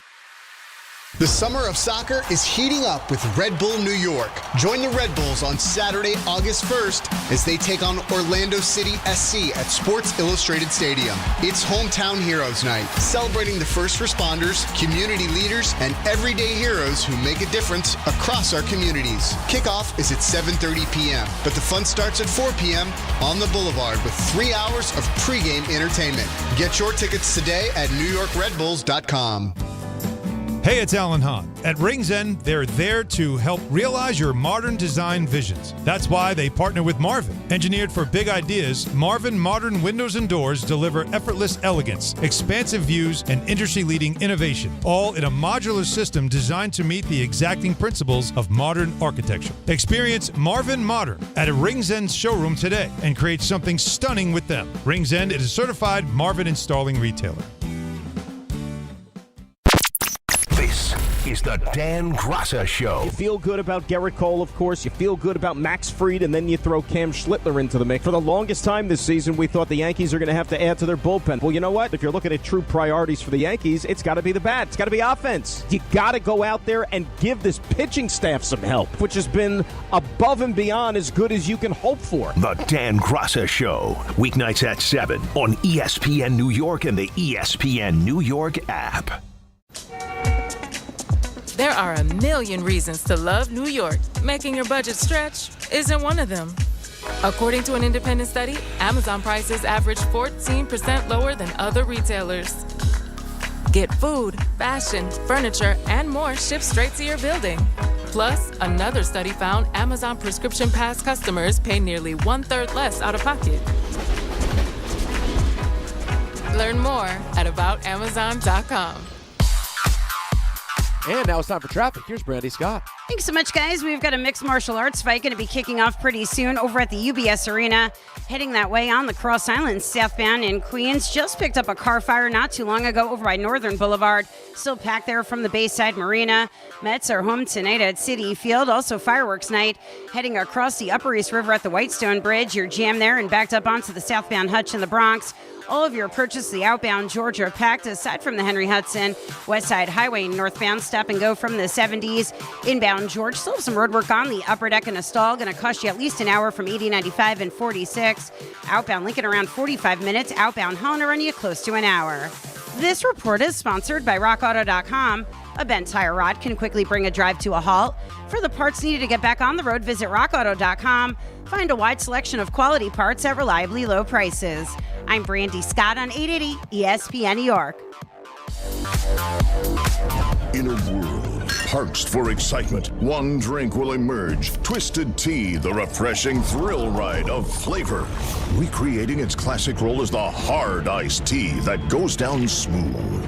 Twisted Tea doesn't just taste like real iced tea, it's made with real brewed tea and a 5% kick of alcohol. Taste the adventure with Twisted Tea Hard Iced Tea. Keep it twisted. Twisted Tea Brewing Company, Cincinnati, Ohio. Please drink responsibly. Every 40 seconds, a child is reported missing. Find the Children is a nonprofit organization dedicated to helping find missing kids. You can be a part of their mission by donating your unwanted car. Call 1-800-294-0222. You'll receive the maximum tax deduction and we provide fast, free pickup. Call 1-800-294-0222. Donate your unwanted or unused car. Call 1-800-294-0222. This advertisement was paid for in partnership with Cars R Us and Find the Children. Did you or someone you know participate in fraudulent fan behavior? I'm a fraud with a capital F. Is your friend a fraud? I have been a complete and utter fraud. Are you a fraud? What is fraud? Let's ask Don McGregor. Screw! Go scratch yourself! Brought to you by D'Agostino Law. Ah, that's right. Time for Fraud Alert Friday, brought to you by D'Agostino Law. Fight D'Agostino. And welcome. We do it every single Friday. We bring our judge, the Honorable Donald Marco LaGreca, Yes. into the chambers where he decides he is the arbiter of all things fraud or not fraud. So you send your emails to us, dhrespn@gmail.com. And we'll take care of you. That's how we do it, right? This is how we do it. So you send your emails in, and we'll be the arbiter of what's fraudulent or not. Now, I have a clarification, it looks like, from last week. Okay.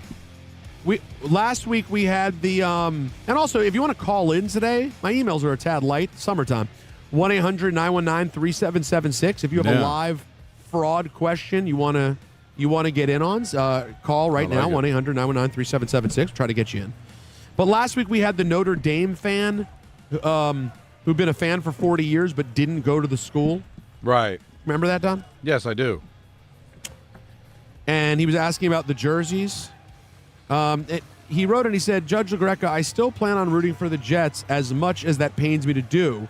My hatred for the Bills, Finns, and Pats would prevent me from wearing any of their gear. Okay. Even for a Notre Dame player. You are correct. And I did overlook the revenue sharing. Happy birthday, Peter. Have a great weekend, guys. Thanks for reading my email. So, yeah, in other words, he wanted to wear the jerseys of former Notre Dame players in the league, but he wanted to clarify for you, don't worry, they would not be any sort of direct rivals. Okay. No, then I figured that, and as long as that's the case, then there's no fraud. So you're comfortable with that? Very. I'm glad that he was able to, I'm glad he was able to clarify. That's what I was looking for. I'm glad because I think that I think the jersey thing is always complicated for people because those of us who love sports oftentimes just love jerseys. Here we go. We have one from Matt, and he says, I'm a 50-year-old Yankees and Giants fan with a 60-year-old son. Poor kid has never seen a winner. Unfortunately, we really aren't basketball fans, probably because the wife might leave if I didn't give her a couple of sports-free months each year. I hear that. That said, we actually found ourselves watching the Knicks run with the same amount of anxiety we have when we watch the Yanks and the Giants, and we could not be happier that they won. We still don't purport to be fans and wouldn't pose as such, but wanted to ask, would we be frauds if we flaunted the win toward our Boston friends? We hate all things Boston sports and haven't had the upper hand since the 2011-12 Giants. Would love to be able to gloat, but does that make us frauds, or does Boston hate supersede fraudulence and give us a special dispensation? This is wow. I have a thought on this. But I have a thought. Can I just ask a question before you rule? Please. My question is, isn't this how fanship begins? To me, the fraudulence is, are you guys going to go through the whole thing, and as you put it, you were as nervous as if it were the Yankees or the Giants? And now next year is going to come and you're not going to be interested in the team again, Don? To me, to me, it's more fraudulent if they don't care moving forward. See, this is such a great discussion point. If all of a sudden, before I rule, now next year starts and they're just not interested anymore because they're not basketball fans. They just got caught up in the moment because they hadn't won in a long time. The city was into it. They got caught up in the fever. I'm sorry. Maybe there'll be a little excitement, raising the banner, but games in October or November are not going to hit the same as the games against the San Antonio Spurs, right? So they might not be into it. And now they go through and they're in the playoffs. They might not be as interested because they kind of been there, done that. They're not basketball fans. So I think just getting caught up in the moment is fine. It's fair. And I wouldn't call them frauds if they weren't into it next year because it's not the same. If they win again, all right, well, they've won again. Been there, done that. If they don't win, well, it's not as interesting. They're not basketball fans, so I can't hold them to fraud standard. But I'm going to rule on the original part. Can they gloat to Boston fans? I'm going to call fraud. Because if I'm a Celtic fan, now you're a Celtic fan, Peter, but let's say you were from Boston and you were friends with this family.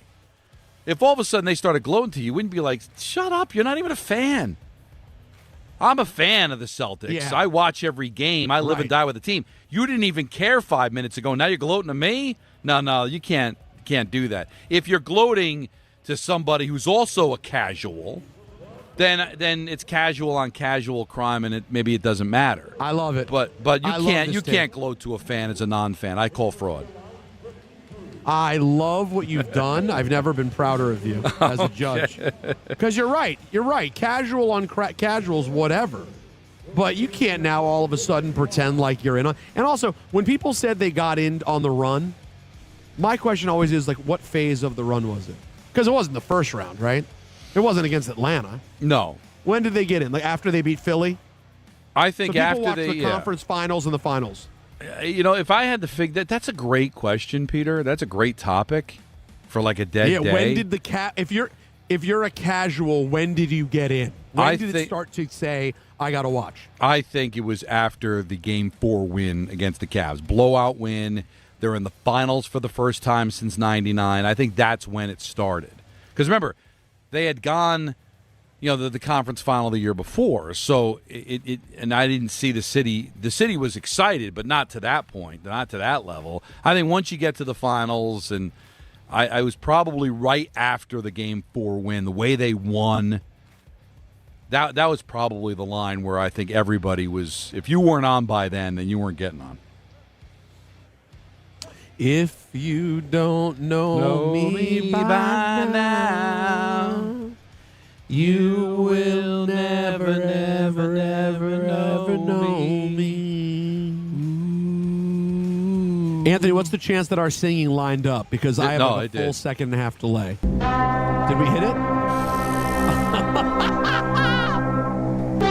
No, I thought it. I think towards the end we lost it. Let the boy watch. That's that. You know what? It was fine. It wasn't that. I just figured I'd play that. I thought it was fun. We weren't looking to get signed, Anthony. We just wanted. You never know. With you guys, I never know. I'm thinking we're going for a deal. And with Don, we learned my theory that it is. Yeah, we've learned he's trying to meet Frankie Sharp Records and get a deal. That's what we've learned is happening. That was that's Simply Red, right? I believe so. Yeah, that's right. I got to tell you guys, I am standing over here. So I'm in this convention center, and they did like a WWE World. I wouldn't call it quite as big as a WrestleMania one, but it's still pretty big. Like a big autograph area, picture area, merch booth. I was set up here for WWE Radio, all kinds of stuff. And then like right behind me, they have, or in front of me, where I'm looking, they have Seth and Becky. They have their coffee that they're launching, Amo Coffee. And dude, the mob there to get a glimpse at Becky Lynch. Good Lord. It's very, very exciting to see the people going crazy. I was going to try. She's who I'd love to try to get and pull up here. She at some doesn't like point, you very much, though. But we'll see. No. Well, no. Doesn't like my brother either. You ruined her Italian vacation. I ruined her Italian vacation. Well, riddle me this, though, and I don't want to say anything out of school. Why'd she show up at my birthday? Well, listen, I can't answer that. I didn't show up at your birthday, so I can't answer. I'm about to say, who really dislikes me? Is it Becky Lynch who showed up and wished me a happy birthday, or is it Anthony who couldn't be bothered? We learned that. We learned that this week. You tell me. We learned that this week. Anyway, I have a potential fraud question if you'll indulge me.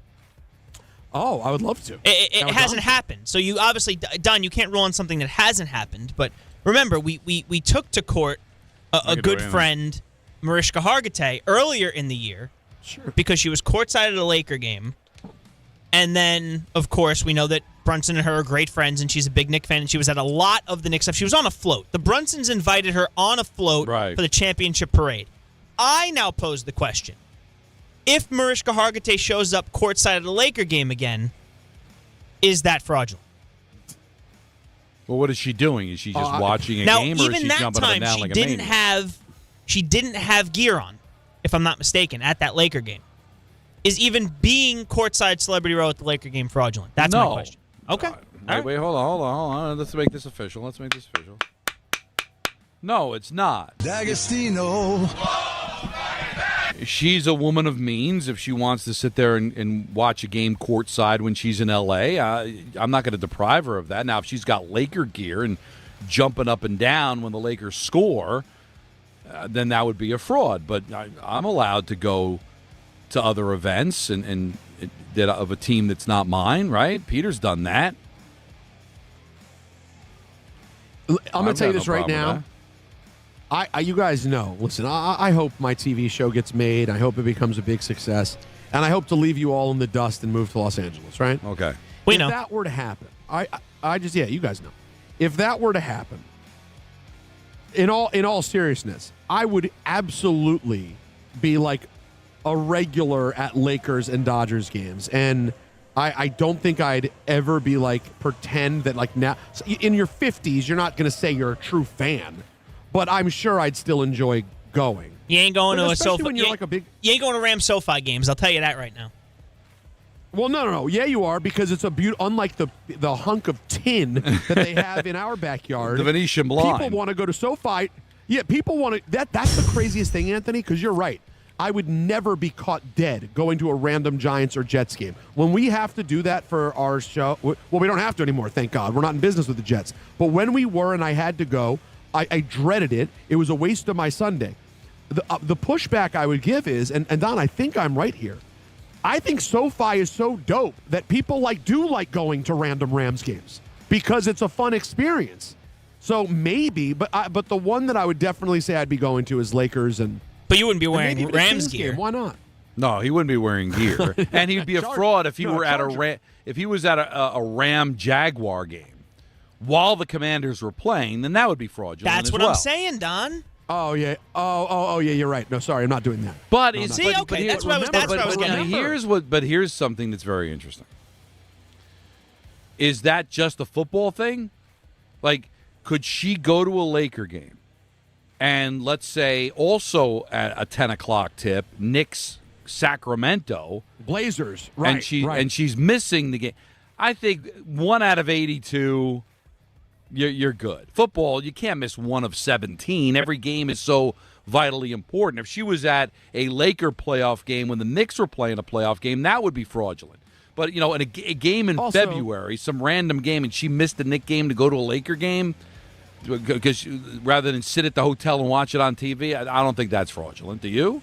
Also, no, I don't. We have to be realistic too about what these celebrities' experiences are at games. Like when you're going as an invited guest who's sitting courtside, right? I'm sure she's being asked. You're getting free tickets. Then when you get there, see this is what Don. This goes right back to our conversation yesterday. Okay. My friend Don says, do you want to go to a random Lightning game and sit in section 113, pay for beer, and eat with your arms pushed up against someone else? I might rather go to Hooters. Hey, do you want to go to an NBA game, sit courtside, and you eat and drink for free during every break in a little backstage club with other with celebrity types? It's a different. You have to admit, it's a different proposition. Hey, listen. Here's the answer: Super Bowl in Tampa with Don in regular seats, Lightning Canadians. No. Dallas Super Bowl, go with Don to Stars Canucks in a suite. Yes. That's exactly right. Yeah. So that's why I can't blame Hargitay for saying, hey, I'm not going to watch the Kings Knicks on MSG at home tonight. I got offered tickets to sit courtside. To Lakers Celtics, and because frankly, the reason I have enjoyed our time at MSG so much, even if I go to games that don't relate to, and this is Rangers games I've gone to, Knicks games, yeah, I enjoy it because the suite is a great time. It's a place to have a great meal, have a drink. It's just a social experience. But here's the thing. We're up against it. I've got something to say about that. A caveat, if you will. To what you just described. Interesting. And I also have a question to you about fraudulent behavior. And if there are any others that you didn't get to, we can do it in the next segment as well. 1-800-919-3776 if you want to call as well. But close it out, buddy. Let me close it out. That's Fraud Alert Friday, brought to you by D'Agostino Law. 35 years getting accident victims and Social Security disability clients every dollar they deserve. Offices in New York and New Jersey. 1-800-BITE-BACK. 1-800-248-3222. D'Agostino Law. Bite back. D'Agostino. Don, on and Rosenberg take you up until 6:30. Then it's Mets baseball on ESPN New York. With DiPietro and Rothenberg. Do you know Sven? I do. Yeah, Sven Butenschon. Nice. You know him? It was on my team. Yeah, Sven Butenschon. When was the last time you talked to Sven Butenschon? Not recently, but it was my buddy when we played here. So if you saw him walking down the street, you'd be like, Sven, it's me, Rick. Yes. Big hug. Really? Oh, yeah. You know what became of Sven? DiPietro and Rothenberg. Morning 6 to 10 on ESPN New York and streaming live on YouTube. When care matters most, experience matters more.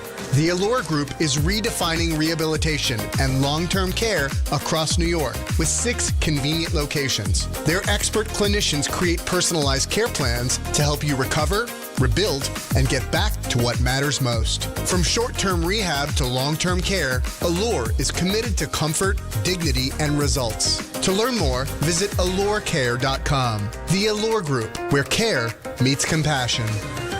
At City Harvest, we believe no New Yorker has to go hungry.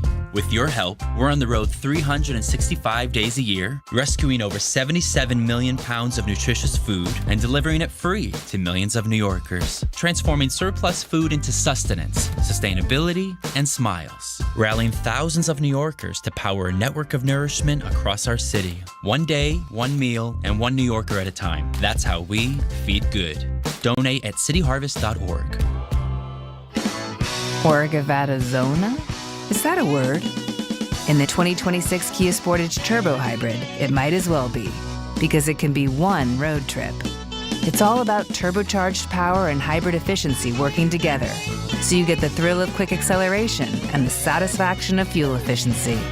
Book a test drive and keep the adventure going.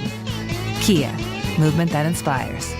Call 800-3334-KIA for details. Always drive safely. This is the Michael K. Show. I think that when you watch a team every single day, I think we get more of a harsh perspective because teams that are having quote-unquote good years, the injury-decimated Yankees play those teams, and they seem to handle them quite well. Maybe things are not as bad as we all think they are because we're watching them every single day. The Michael K. Show, weekdays at 1 on ESPN New York and streaming live on YouTube. Presented by the Parisman Firm. Okay, all signed up. Easy. Now let's run payroll. What the? Hey girl, I'm you with more gusto. Nice. Who's that? New social media manager. Hired and onboarded with gusto. And spoiler, we're kind of famous now. Wait, we're famous? Oh, well, I'm famous. Payroll, benefits, and HR. Designed and built for small businesses. Choose a future with gusto. Do you read more about your team in the off-season than in the season? Does your game day outfit include a brown bag with eye holes? Then you may be a fan of a BST or bad sports team. Luckily, when you bundle your home and auto insurance with Progressive, you're protected. Because seeing your painted face in the rearview mirror after a loss isn't just depressing. It's distracting. Visit Progressive.com today. Progressive Casualty Insurance Company, affiliates, and other insurers. Covered subject to policy terms. Not available in all states or situations. Drip Drop is doctor-developed, proven fast hydration that helps your body and mind work better. Trusted by firefighters, medical professionals, and over 90% of top college and pro sports teams. Drip Drop is engineered to hydrate faster and more effectively than water alone. With 3 times the electrolytes of leading sports drinks. Stock up now at dripdrop.com and use promo code RADIO20 for 20% off your first order. That's dripdrop.com, promo code RADIO20. Your ambition just met its match with Robinhood. You play for the win, not just on game day. Every day. Channel that drive into your money. Robinhood puts you in control. All on one platform. You expect more from yourself. Expect more from your money. Get started today at Robinhood.com/yourmoney. Again, that's Robinhood.com/yourmoney. Your money, your move.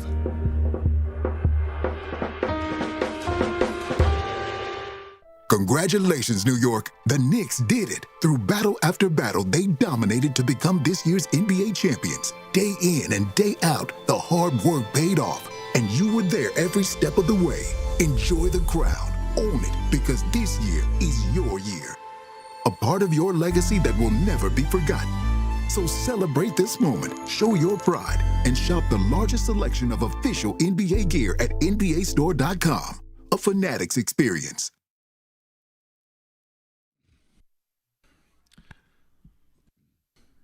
Peter, unfortunately, not feeling the purple rain in Minnesota yet, even though it is raining in Minnesota. All right.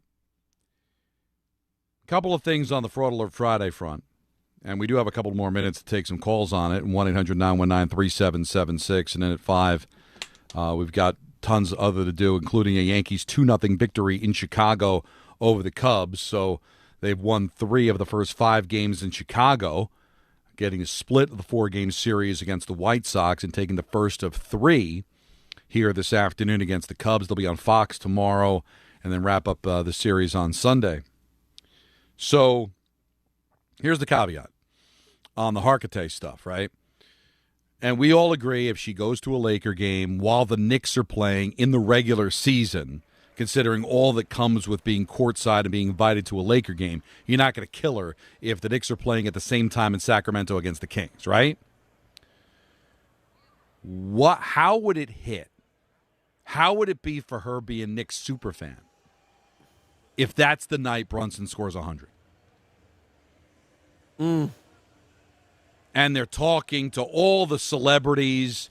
They obviously none of them would be in Sacramento, say, but like all, or what if the game were at the Garden? I don't know. Like how would it be for her as Knicks superfan if one of the greatest events in the history of the franchise had taken place and she was at a Laker game? I'm still not going to call her a fraud, but how would that hit? They're interviewing all of the famous Knicks fans. Where were you when Brunson hit 100? Oh, I was listening to it on the radio on 880 ESPN New York, or, I was at Buffalo Wild Wings in Hollywood watching it, or I was hanging with Kevin James watching, and she's like, oh, I heard about it. I was at the Laker game courtside.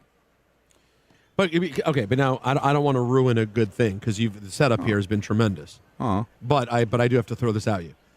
The thing is about hockey and basketball, you can be a pretty hardcore fan and still miss a big moment. Like, it can happen. No, it's okay to miss the big moment. But where were you? But I was on because I was on the set at CSI. Okay, it happens. Right. But I was at a Laker that's game. Fair. That'll be a tough one. Yeah. Again, not fraudulent, but not fraudulent. But also not what you want. Yeah, it's tough. Like that might be. You might lay out. Like, I'm not available for that comment. Mariska Hargitay has no comment on where she was. And that's why the football one is like a forget it. Like I'm never inviting me or to a football game. Yeah, or a playoff one is pretty unacceptable as well. But you invite me to a football game at a time when the Washington Commanders still exist in this league. Now listen, I suppose I could throw a caveat there too. It's never happened to me. Maybe the Commanders are 2-14, and I'm just hear me out. Commanders are. I don't know if I'd say yes to this, but the Commanders are 2-14. I'm still living in the D.C. area, and the Ravens are playing the Chiefs, like fighting for home field position. Lamar versus Mahomes. And a friend says, want to go to the suite in Baltimore? Maybe at that stage you go, sure, I don't care. My team sucks. I'm out. Yeah, I want to see Mahomes play. I could probably give you a version of that and be okay with it. Yeah. Again, Don, it's all imaginary because I don't have that option anymore. I hate the stadium in our area. But have you been to Baltimore for a game? It's terrific. But you hate the stadium at MetLife. But if you for a Jet game, if you were invited to the green room and you're Sure. in a suite, even though we're not big fans of and they're MetLife playing Stadium, a meaningful game. They know how to take care of you there. I mean, when I was doing Jets pre and post, they fed us. We would go to the green room before the pregame. Now they've got some really luxurious stuff there. So if it's a big game involving the Jets, you might do it. Well, but the double whammy is the hard thing that's hard to picture about that is the stadium stinks, and then you're also forced to picture. Imagine a Jets game that mattered. Which since I've been here, Don, I mean, sorry, not since I've been here, since I've been on the radio up here, that's been impossible to imagine. Like that there'd be a Jets game that matters. So maybe I would feel different if that were the case. And obviously I got no interest in a Giants game that matters. No, the only one that would have been if, let's say, 2015, Todd Bowles' first year.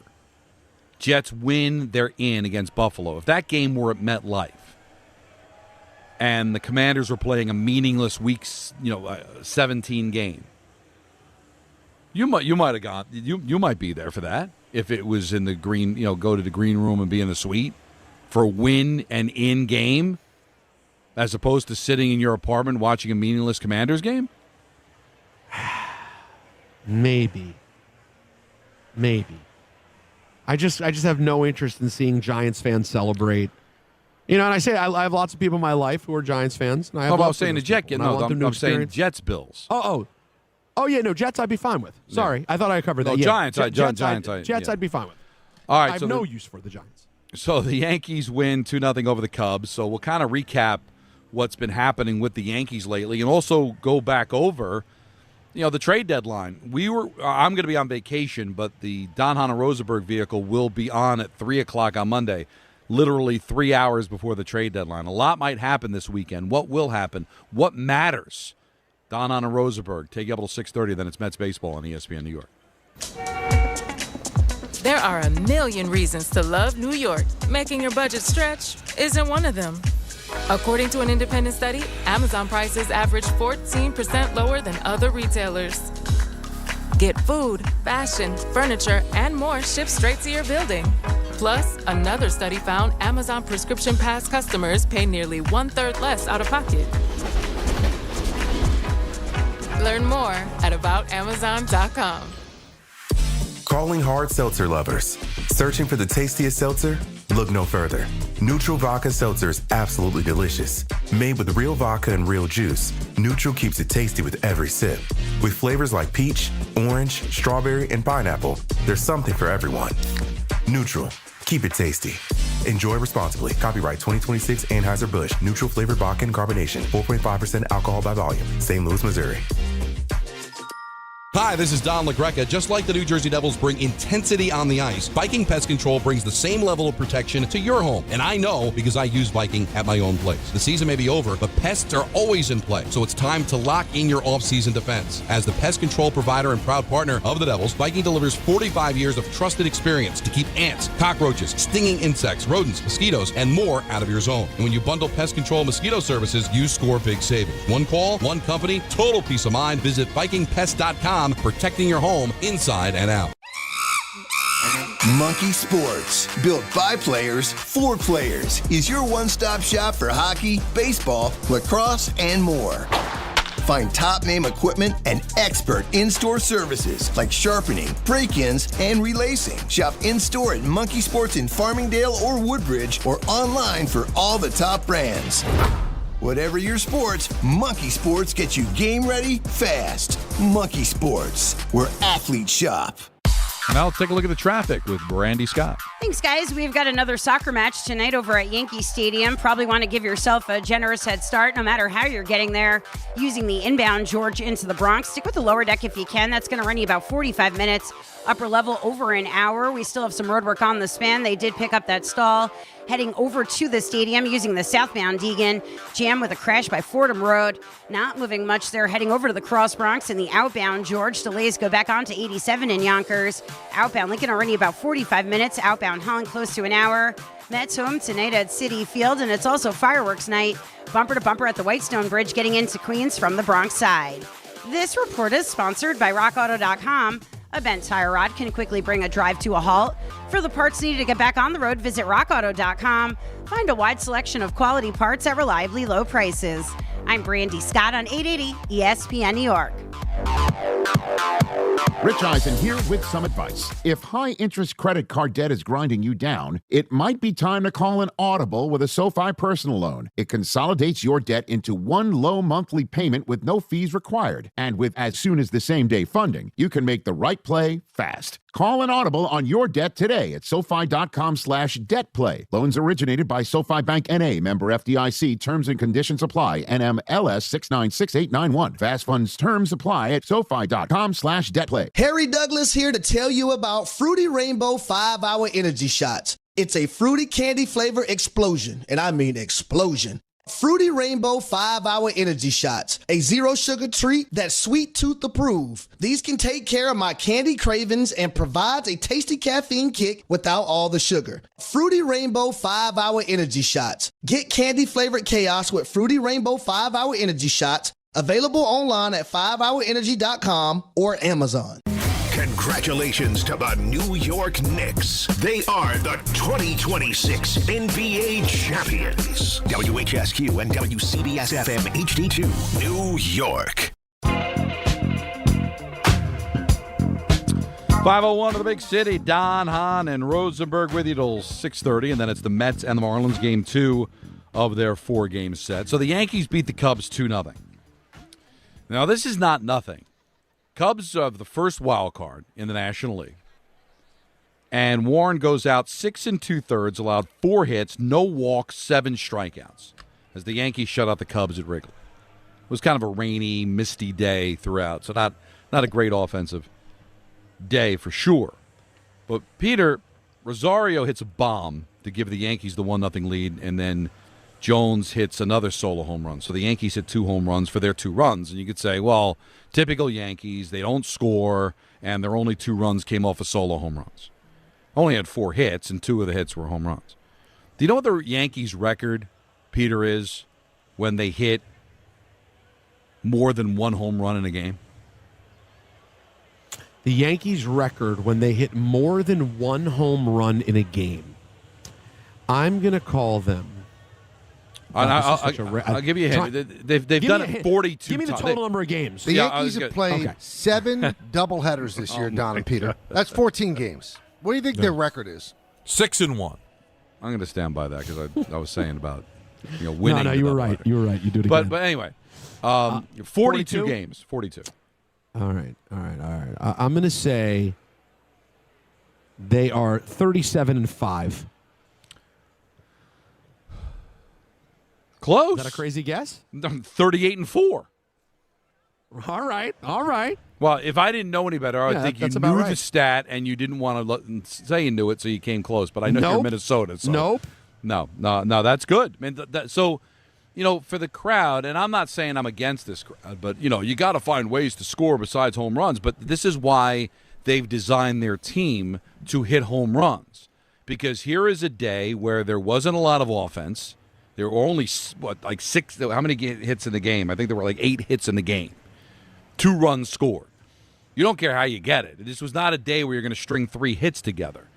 This was a day where, poke a couple of home runs, get good pitching, get out of Dodge, win the game 2-0.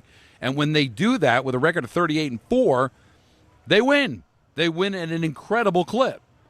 That's why, when you talk about analytics, why they're trying to hit home runs, because when they hit home runs, especially multiple home runs, they are going to win the game. And with this pitching staff, 2 home runs or at least 2 runs, right? And the way they've been pitching, that could be more than enough to win the game. And if 2 of the home runs are both 3-run shots, well, there's 6 runs right there. Who cares about, big innings and stringing a bunch of hits together? That's their logic, Peter. And that's the stat that keeps them wanting to hit home runs. And I know I'm a broken record with this, the problem is between all the factors, nerves, experience, pitchers bringing extra gas, whatever it is, it's just not easy to do that in the playoffs. No, I get it. Everyone tightens up. And so it just doesn't work. It's not, and that's what's so frustrating. You know, when I hear Yankee fans complain about how this team just isn't physically capable of manufacturing runs, that's what's tough, Don, because sometimes you get to the playoffs and the home runs just don't come. So that means you're losing. Yeah, no, you're right. But then Michael used to always say that Aaron Boone would tell him, no, the home runs happen in the postseason too. It's just that the percentage of runs scored through the home run might be the same in the postseason, but there's still fewer home runs. But this is a game. Listen, the Cubs are a playoff team. The Cubs are the first wild card team. So that could be a World Series preview, and that could have been game one of the World Series, and the Yankees would have won. But we do see come postseason time that the runs become harder to come by, and the home runs, because the pitching is certainly better. But listen, to win a game when Warren's out there, not that he's a bad pitcher, but this isn't one of the guns. This is not a guy that's going to be pitching in the postseason in all likelihood. That's a good win. And again, I'm not going to just repeat myself that we have all week, but, so the Yankees take on a wild card team in Philadelphia last weekend, take 2 out of 3. Don't score any runs, but take 2 out of 3. They take on a first-place team in the White Sox, 4-game series in Chicago. They had a couple of ugly losses, but they still got the split, and they take the first game of a 3-game set against the Cubs, and the Cubs are the first wild card team. So they are beating quality teams, or at least what Major League Baseball thinks, or what represent quality baseball here in 2026. Maybe not historically, but in the moment, these are good teams, and they're piecing it together. They're finding a way. And the way we opened the show, Peter, while you were getting connected and everything, was what's going to happen this weekend? Are we going to see any blockbuster deals? How many deals are we going to see? And I just don't know what the logic is for a lot of these teams with not knowing what the heck's going to happen next year. Can you bring in a contract? Can the Yankees make a deal for a Mason Miller? Big contract, just because they want to win this year, and then, oh, by the way, next year there's going to be a salary cap, and now that's just another big contract that they're going to have to now shave off their team to fit into the salary cap. The Dodgers are going to go out there and try to get Mason Miller because they don't give a damn. If they win a third consecutive title, they could burn the stadium to the ground in 2027. They're not going to care. They just won 3 straight titles. So I don't know what the heck. They're completely flying blind. And that's why I don't think there's going to be any major deals. And I think the Yankees will do something. But I don't know if there's going to be any needle movers this weekend. I don't. And when you do the show on Monday, I'm not sure there's going to be any on the horizon in the 3 hours you're going to be on before the deadline. And then which the Mets, is not going to make for a happy Yankee fan. Right. And now the Mets on the other side, and this is where we open the show, they're going to be the busiest team at the deadline because they're going to try to get rid of all the players that didn't work this season because they all have very movable contracts. So Robert Jr. is going to go in all likelihood. They're Peralta, he was already scratched from his start. He's probably going to get traded. They're probably going to Clay Holmes is probably going to go because he's going to opt out of his contract at the end of the year. So there might be a team that doesn't have to worry about next year by going out and getting him. I just don't know what you're going to get in return. You'll get prospects, but what are prospects? Those aren't needle movers. If the Yankees traded Robert Jr. to the Yankees for Lombard Jr., guess what? I think that's a needle mover. But these are going to be mid-level prospects that might turn out to be something, but are guys that by next year you'll forget they even exist and wonder where they are in the organization. So I'm not sure what to expect this weekend. Yeah, I wonder how much Mets fans are hung up on the prospect of them doing a lot right now, Don. It's not as making moves like this during a baseball season in which the season's kind of a wrap. The only thing you're thinking about is it's more about what can we get rid of course, than what can we gain. And I've been saying this, and Alan and I sort of disagreed on it. I don't think Lindor is going anywhere. No. I just don't see how it's possible. Alan was bringing up, you don't know what's going to happen with the collective bargaining agreement. Listen, no matter what, I don't see enough changing where all of a sudden that contract becomes affordable. And I'll tell you what, I frankly think, the Mets have decided that they are sticking with this regime for now, right? Yeah, well, he's going to be Mendoza making was all the obviously deals. not the issue. They're having Stearns make all the decisions right now, so they're comfortable.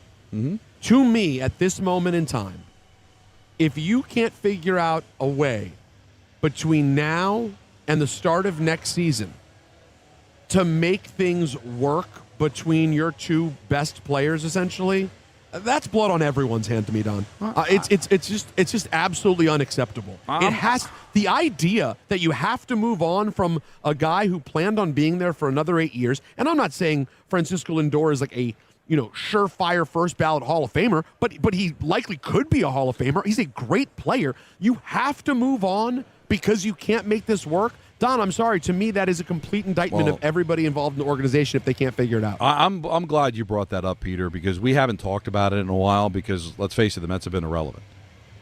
But now that we get to the deadline, they might be making some news here. As somebody that watches the games, I'm not going to say I watch every pitch because I got to watch the Yankees, and quite frankly, these Met games aren't as important, moving forward for the show because they're not as meaningful. But there may have been an issue last year, and certainly Steve Cohen confirmed that Soto and Lindor did not get along, and we had the incident on opening day that made it look like. But if you watch the games, there's no issue anymore. You see them talking in the dugout. It's a big nothing burger that the Mets are in last place because Soto and Lindor don't get along with each other. I think that was a made-up narrative by fans and media to just pivot and distract people away from not wanting to admit that, the team was just bad. That it wasn't some relationship problem that brought it all down, that otherwise they're fine. So let's just get rid of Lindor and then everything will be okay. No, it's not going to be that easy. There's a lot more problems on this team than Lindor and Soto not getting along with each other. And now I think you're really seeing is that I don't think there's a problem. I really don't. I don't know that they're in love with each other, but I don't think that there's any issue. The Mets are not in last place because Soto and Lindor can't get along with each other. Heck, for most of the season, they weren't even on the field at the same time. When Lindor was hurt, Soto played. When Soto was hurt, Lindor played. So I really think that was all just a kind of like magic trick. Like, let's look at what's happening over here and distract away from what the real issue was, and that David Stearns built a poor team. And now he's given the opportunity to dig out of it. And I mentioned it earlier in the show. I like that for two reasons. Number one, I like somebody to clean up their own mess. And the other is he has shown an ability in Milwaukee, and even his short time here with the Mets, to make moves where he acquires prospects and end up winning the deal. Now, we'll see if he'll end up winning these deals, but this seems to be kind of his, to coin a phrase from Aaron Glenn, his superpower, that when he's got actual players to move for prospects, he does well. Many people have complimented the prospect he got back for Peterson earlier. We'll see what the Minter return ends up being from Minnesota long term. But I'm cool with him doing this. But we just don't know what the plan is for 27. They say they want to be competitive, Peter, that this was a one-off. He's going to make the necessary corrections, and they're going to be back to what they were supposed to be in 27. Explain to me how, when you don't even know what the system is going to be. Is it going to be a hard cap? Is it going to be a soft cap? Is there going to be a cap at all? I tell you one thing. If they don't fix the problem in Major League Baseball with the finances in some way, whether it's a cap or whether it's a different way of revenue sharing, they're going to be right back here in a couple of years again trying to figure it out again. I saw it in the NHL.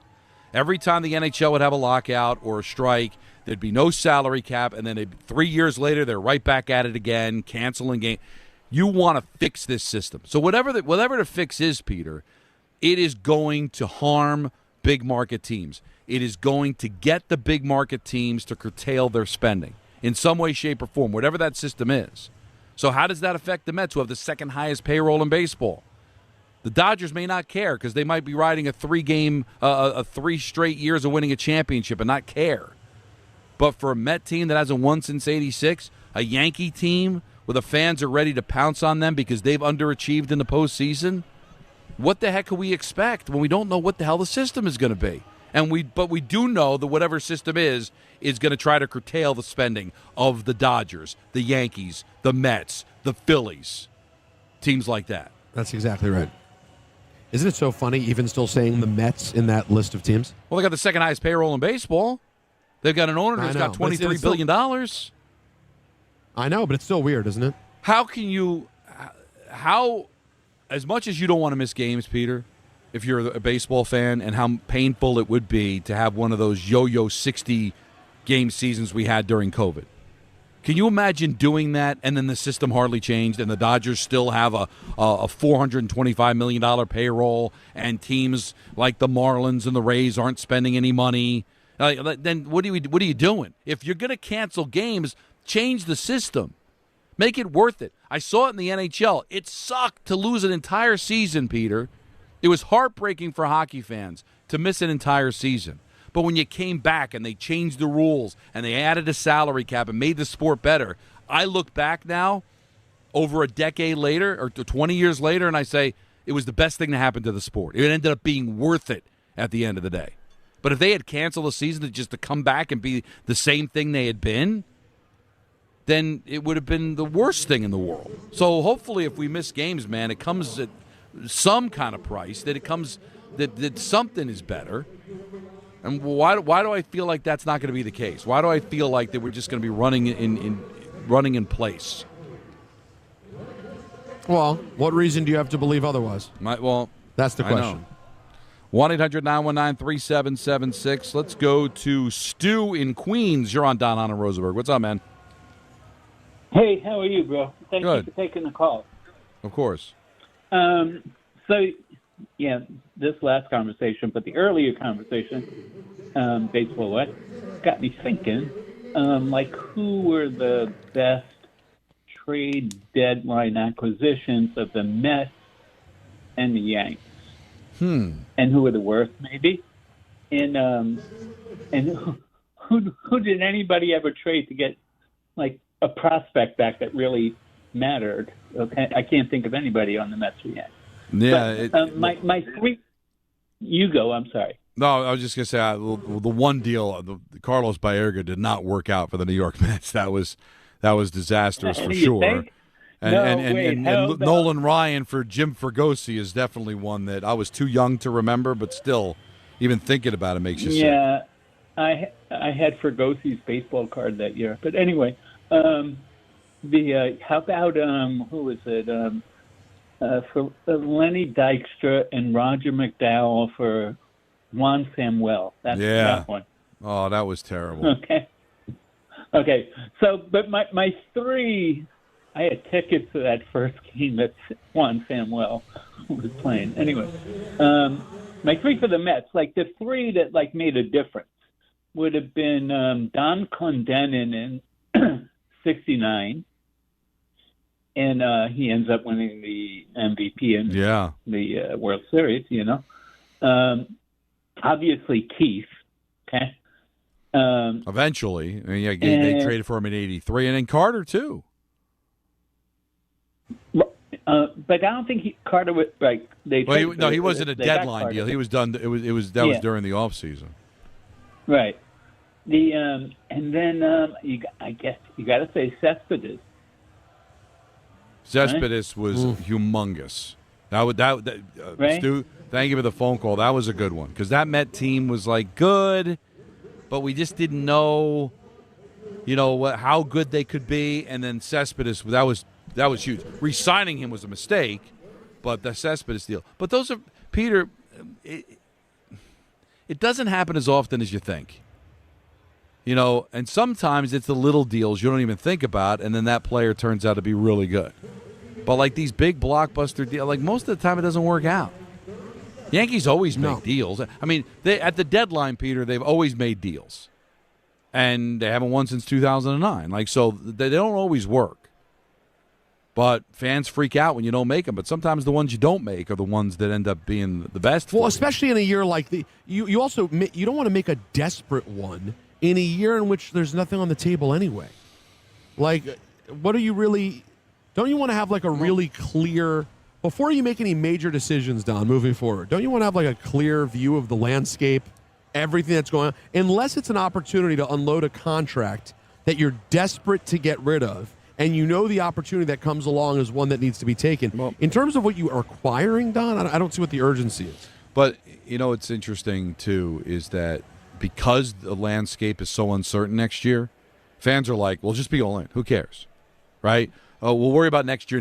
Right now, just worry about this year. And if there is going to be a lost season in 27, at least let it be a year where we won the whole thing.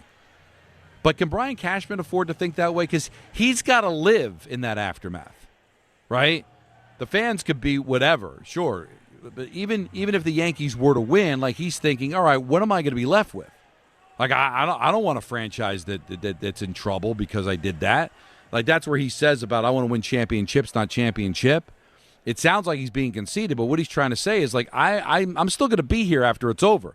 You guys are going to all celebrate, and then you're going to go back to your Knicks and your Giants and your Jets, and I'm still here trying to build a team that could be competitive in 27. Like I don't have the ability to just not care. I have to care. So he doesn't have the luxury, Peter, of just saying 27 be damned. Or what what we assume the Dodgers feel of, well, I don't care about 20. If I'm winning 3 straight championships, what do I care if we don't win a 4th? But they might not even be thinking that way either. Like I'm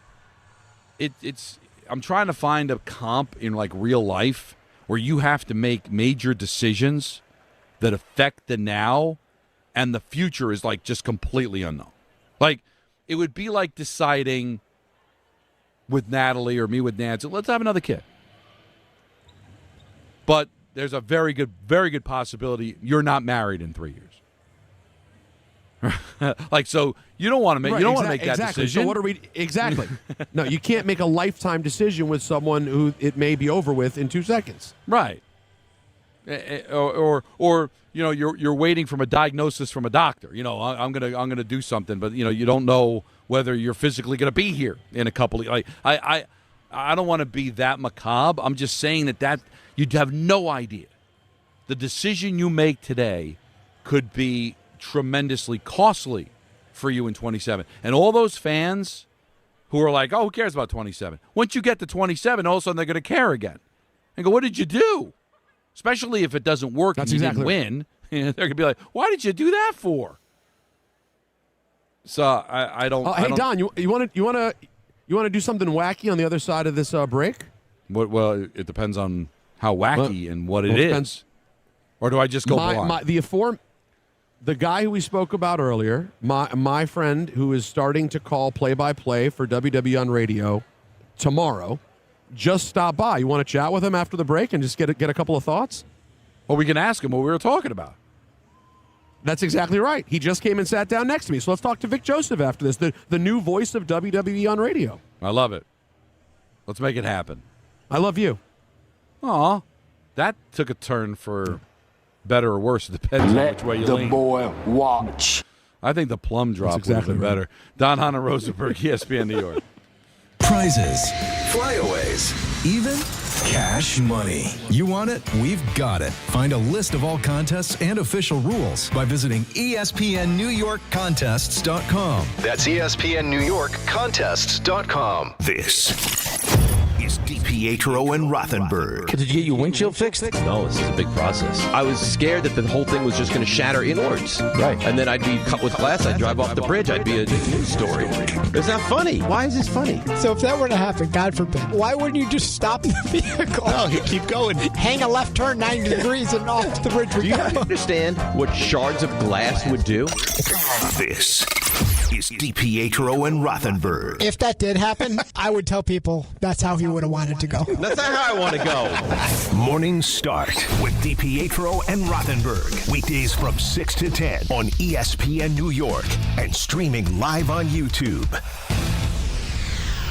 Hey, New York and New Jersey, Boost Mobile has an unlimited talk, text, and data plan that's only $25 a month forever, meaning you'll only ever pay $25 a month for the rest of your life. Who wouldn't want unlimited wireless when it only costs $25 a month forever? If you don't, you must be one of those people who enjoy overpaying for their phone plan. $25 a month forever is truly as good as it gets, so go online and switch now at boostmobile.com. After 30 gigabytes, customers may experience slower speeds. Customers will pay $25 a month as long as they remain active on the Boost Mobile Unlimited plan. There you were, surrounded by fans. Everybody remembers the game. Nobody remembers the guy coughing behind you. Till a few days later, at 2 a.m., you wake up with a fever and your throat's on fire. Now what? Urgent care? Closed. ER? Slammed. Telehealth? Maybe, but the pharmacy's closed. You needed a medical emergency kit. These aren't first aid kits. They contain essential prescriptions used for over 30 common conditions. Sinus and ear infection, UTIs, stomach bugs, traveler's diarrhea, and more on hand before you need them. Use your doctor-developed guidebook to select the right prescription or call their telemedicine doctor standing by. It's like an urgent care and drugstore at home. When you're sick, traveling, or stranded, you'll wish you'd ordered a medical emergency kit. Order online in minutes and it's shipped to your door. And save $45 with my promo code 880 at urgentcarekit.com/880. That's promo code 880 at urgentcarekit.com/880. Miller time. People think it just happens, but that's not true. You know what you gotta do? You gotta go say hello with some beers. Make the plans. Forget the couch. Go to that thing. Play the game. See him in person. Talk to that stranger. Live a little. Small acts of rebellion that bring us together. Because legendary moments start with a light. It's Miller time. Celebrate responsibly. 2026 Miller Brewing Company, Milwaukee, Wisconsin. Right now, police are stepping up patrols to make sure drivers and pedestrians obey our crosswalk laws. Why? Because every year in New York, people are injured or killed just crossing the street. So remember, pedestrians, obey traffic signals and use crosswalks. And drivers, yield to pedestrians in crosswalks. If you don't, we will educate you on the law, and you may get a ticket, because tickets get attention, and that saves lives. A message from the Governor's Traffic Safety Committee.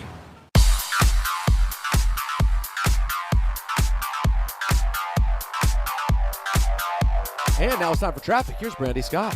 Thanks so much, guys. No relief at the inbound George. They did pick up the road work on the upper deck. Still going to run you at least an hour from all approaches. Lower level, not much better. That's around a 45-minute ride. We've got that soccer match tonight over at Yankee Stadium in the Bronx. Heading over to the outbound George, all of your approaches are slammed. Deegan southbound, they picked up that crash over by Fordham Road. Still a bumper-to-bumper ride there from the Mosholu on down. Outbound Lincoln are running about 45 minutes. Outbound Hahn close to an hour. Mets home tonight at Citi Field. It's also fireworks night and a Marvel t-shirt giveaway. Stopping a ride at the Whitestone Bridge heading into Queens. After that, Expressway southbound looking good heading over to the stadium and Northern Boulevard. This report is sponsored by RockAuto.com. A bent tire rod can quickly bring a drive to a halt. For the parts needed to get back on the road, visit RockAuto.com. Find a wide selection of quality parts at reliably low prices. I'm Brandy Scott on 880 ESPN New York. We expect our information in real time. US Med carries continuous glucose monitors, which provide real-time readings of blood glucose levels. US Med is an approved provider for Medicare and over 500 private insurers. So call 888-665-0696 today for a free insurance and Medicare benefits check as easy as... That's 888-665-0696. My name is Whitney Allen, and I'm a widow. My husband, Ryan, died. We never thought we'd ever have to use life insurance, but the unexpected happened. With Ethos, signing up was fast and 100% online. You can get a quote in seconds, apply in minutes, and get same-day coverage. No medical exams, and you can get up to $3 million worth of coverage. I'm grateful we were prepared. Get your free quote at ethos.com/play. That's ethos.com/play. Paid spokesperson. Time spent on application may vary. Online health questions required.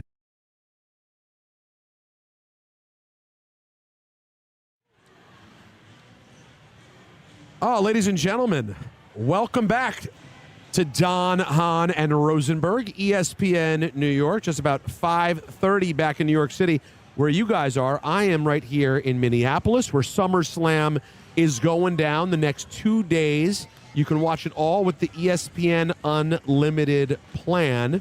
I will be all over the countdown and post show. Looking forward to doing that. But Don, as I was telling you, in addition to the excitement of your brother David hosting our big kickoff show tomorrow at 5 o'clock on WWE Radio. Yes. The new voice of WWE on radio, and this is uncharted territories, and as as me and this gentleman discussed last week, it's so rare to get to be a first in something these days.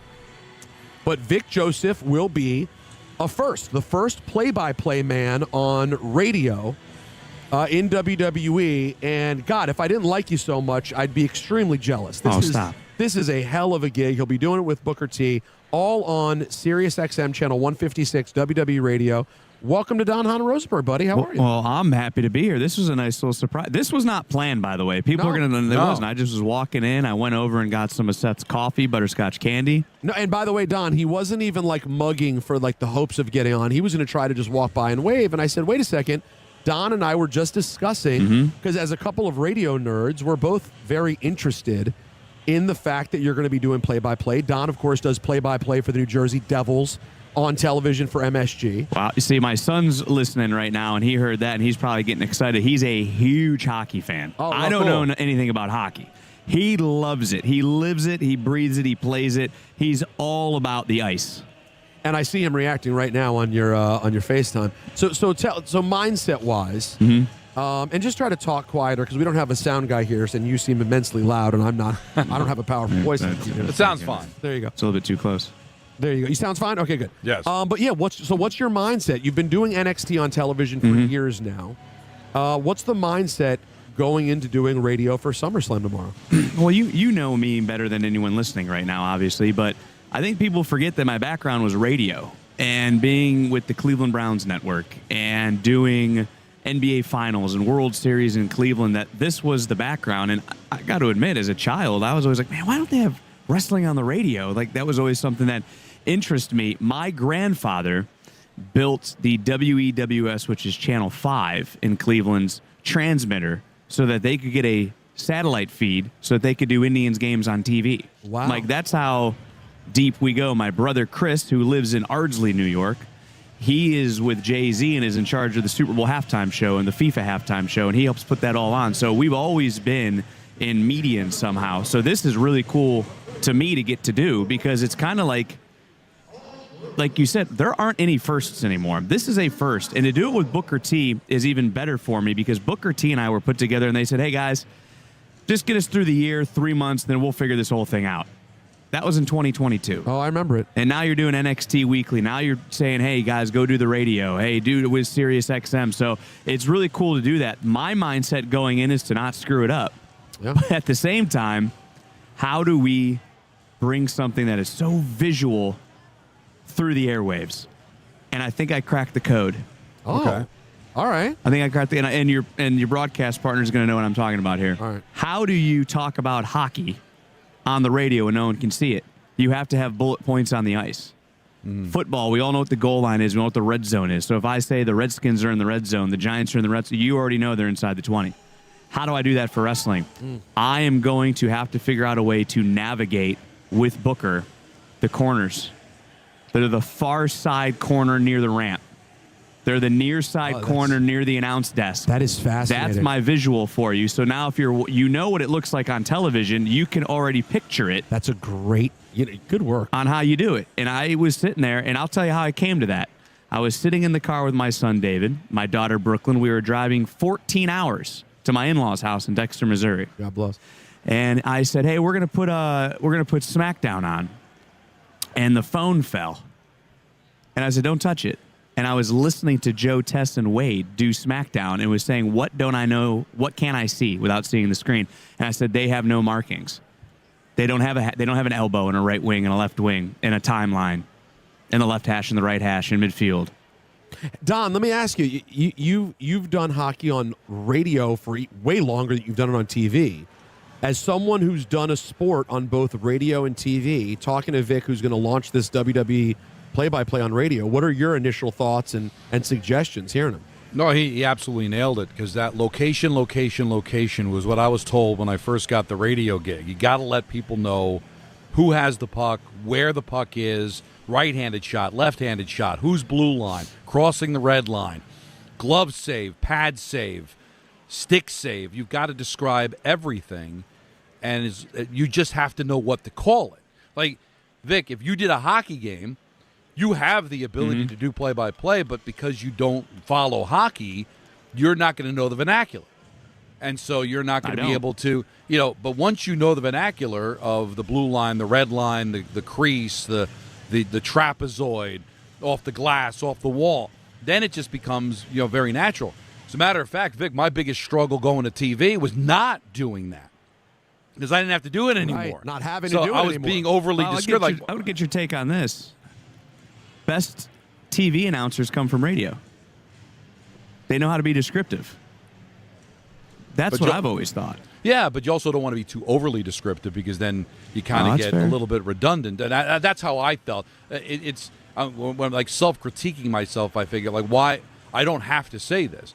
And then there's the relationship with your analyst. On radio, it's basically when I stop talking, that during the stoppage of play is when my analyst would jump in and speak, and then when play continued, it's me. But on television, he could talk while the action's going on. Everybody can see it. So that's right. But now, there's going to have to be times, Vic, where you have it. If this was a television call, you don't have to describe every little thing, and your analyst can kind of talk over. But there's going to be times you're going to want it and not give it back to him because you're going to have to describe every little thing so the audience knows what's going on. And the thing I brought up was Don Dumphy, because I guess the best comp would be boxing. And there's no more radio boxing anymore, but before there was television, there was radio, and Don Dumphy did it. And the reason I know about him is because he was the play-by-play voice in the movie Raging Bull. So I wonder how much you could take from boxing on the radio to wrestling on the radio. Booker's already brought that up. Booker and I have been on this for a few weeks now, trying to figure out ways to make it different, make it sound different, bring you in, still not lose who we are on a Tuesdays. First question Booker had today was, well, where's the nearest bathroom? So I know we're fine. Like, we're raised, like, I'm not going to be able to hold it for 4 hours. And then they're like, well, it's only a 3-hour show. Book goes, oh, yeah, I'll be good then. I'll be good. But 3 hours. Let me ask you a question, though, Vic. Yeah. And this is personal. This is serious. XM. That's right. Well done. So when he's good. Let me tell you that. So when I was in the booth with you for just a couple of matches at NXT this past year, in Madison Square Garden. That's right. The home you built is what you told me. That's exactly. That's what I said. I learned something from you right away, which was you immediately, when it was time and you wanted some, if you wanted me to lay out, you would just hold my knee. You just give me a little light tap, like, hey, hang tight here. But tell me the truth. Given the status of your partner, do you do that to Book? 100%. You hit him with the, hey, not here, bud? Booker would, if Booker was here right now, he would say, you don't know how many times he puts his hand in my face to shut up, and it pisses me off. That's great. All the time. Because and now you're going to have to do it, but you're going to have to do it probably even more at first on radio. Ooh, it's going to be great. Because when he just starts going, oh, come on now, he can't necessarily do it as much on radio. The beauty of this is we get Saturday and Sunday to do it. First time ever. He's going to learn as I'm going to learn. I don't think I'm going to be able to hold him off, but I think he's going to realize. I said this earlier, too, in an interview I did with USA Today. Booker T is someone who, for all intensive purposes, should never have to listen to Vic Joseph. Right. 2 Hall of Fame rings. He does not have to follow anything I do. He can let me sink. And he's not. He's so gracious. He's so unselfish where he goes, if you tell me to shut up, I'm going to shut up. I think we're going to get into a rhythm where we're going to learn that and we're going to go. And to the point about hockey, I treat it more like basketball. If you go watch some of the stuff we've done on TV lately in a go-home sequence, all I'm doing is calling action. Rosenberg with a back elbow, picks up Vic Joseph, swings him into the turnbuckle, runs it up and over goes Joseph, turns around, big arm drag, coming right back. Oh, big hip toss this time. And that's all it is the cadence of it. And I think it's going to translate very well. And I think the other part of it is, how do you call action and still ask questions to tell the stories? Right. That's the next one that we're going to figure out. Because in a wrestling match, Don, when there's not a ton happening, you have an opportunity, especially if it's like, we have 2 nights of SummerSlam. And there are 4 matches at the top of the card that are gigantic. Then there's a next few that are still a really big deal. And then there are a couple that are less serious. You got your Danhausen match. Human money's on a pole. Yeah. By the way, Don, do you know that Danhausen's match against Dominic Mysterio, normally if something's on a pole, it'll be a contract, a championship, whatever Judy it may be. Bagwell. But In this case, it's a human monies on a pole match because Danhausen is involved. Well, makes So sense, you'll I have guess. opportunities like that where it's not as serious and there is more storytelling and joking to do. And, listen, that was something I learned during Evolve, and that was one of the critiques that I would get early on was learning that there are matches where you can goof off for a lot of the match, and, hey, it's a championship match. Yeah. Let's get right to it. I'm excited to see what you guys do. I think it's going to be fantastic. Hear what we do. That's exactly right. No, I'm going to stand in the booth and watch. You can. I'll tell you where the location. The location, by the way, is awesome. It's in the. We're going to be looking. The radio booth. No, we're in the radio booth. We're going to be looking at the ramp. We're going to be technically behind the announcers, a little bit catty cornered. Right. And they've already told us about some of the shots they're going to have because they're incorporating us into SummerSlam proper. Oh wow. You're gonna get to hear some things from us on the show itself. There's going to be some really cool integrations between myself and Michael Cole through this entire process, whether it's SummerSlam, Money in the Bank, Survivor Series, all the PLEs moving forward. It is definitely going to be something that's a work in progress. I'm not going to lie, but it's something that I am extremely excited for to be the first to do it. Well, Vic, you got a tremendous cool, man. voice, and I'm looking forward to checking it out myself. My brother's going to be involved in it as well, so that gives me even more motivation to listen. But, Vic, it sounds to me like you would do a mean Matthew McConaughey.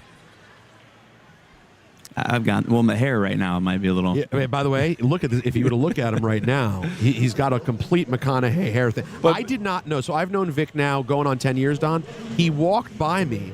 I've never seen his hair like this. I mean, you've always had the most boring, respectfully, stupid hair. You're bald. What the hell are you telling me about boring hair? And no, boring and stupid. And then I see you today, and I go, "This is." You believe this guy? This is lush, gorgeous hair. What have you been doing with this? I'll tell you what.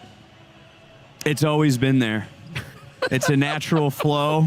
It's a good coif, if you say that some people. It's special. So I grew it out. My son doesn't like it because he says I look like a hockey dad more and more, and I don't know anything about hockey. So if that is a visual for you, if you combed it all the way back, which is what I do, I look like a 1998 to 2005 hockey coach where it's all slicked back and starting to curl around the ears. By the way, Don, it's so funny. It really is a hockey haircut. It is it not? He said it himself. No, Does it look like Barry Melrose? Like Barry Melrose level? No, he would age into Melrose if my hair was gray. But like, how about prime Roenick? Like middle of his career, just like any player who during their career had the just long in front and could kind of push it back. Sid's had it. I mean, like so many of the greats have had this with their hair at different times. Hey, good luck tomorrow. I'm super excited. Hey, thank you guys very much for this time. I'm sorry I barged in on the show.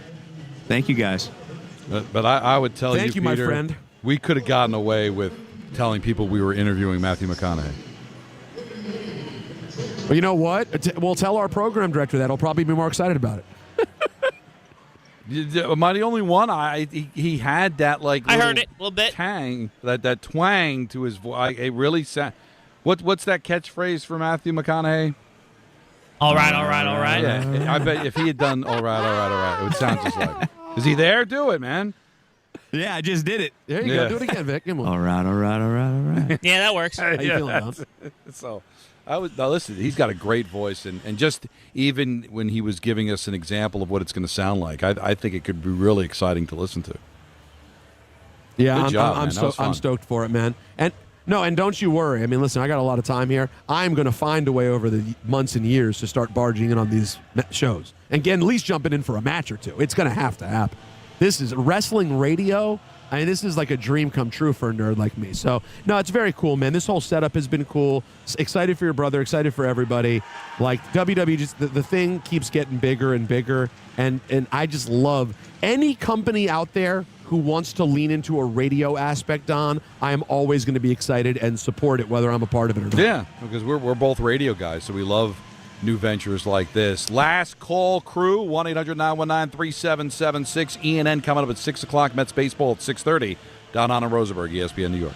This is DiPietro and Rothenberg. Did you get your windshield fixed? No, this is a big process. I was scared that the whole thing was just going to shatter inwards. Right. And then I'd be cut with glass. I'd drive off the bridge. I'd be a news story. It's not funny. Why is this funny? So if that were to happen, God forbid, why wouldn't you just stop the vehicle? No, you keep going. Hang a left turn 90 degrees and off the bridge we Do you go. understand what shards of glass would do? This is DiPietro and Rothenberg. If that did happen, I would tell people that's how he would have wanted to go. That's not how I want to go. Morning Start with DiPietro and Rothenberg. Weekdays from 6 to 10 on ESPN New York and streaming live on YouTube. Hey Yankees fans, gather a group of 10 or more and take advantage of our 2026 Yankees group ticket specials. Whether you're getting together with family and friends, organizing a fundraiser, or entertaining clients, your group will love bonding over the Bronx Bombers. Start planning your 2026 group outings today. Log on to Yankees.com/groups. Call 212-YANKEES or email us at groups@Yankees.com. That's 2026 group tickets. Call 212-YANKEES or visit Yankees.com/groups today.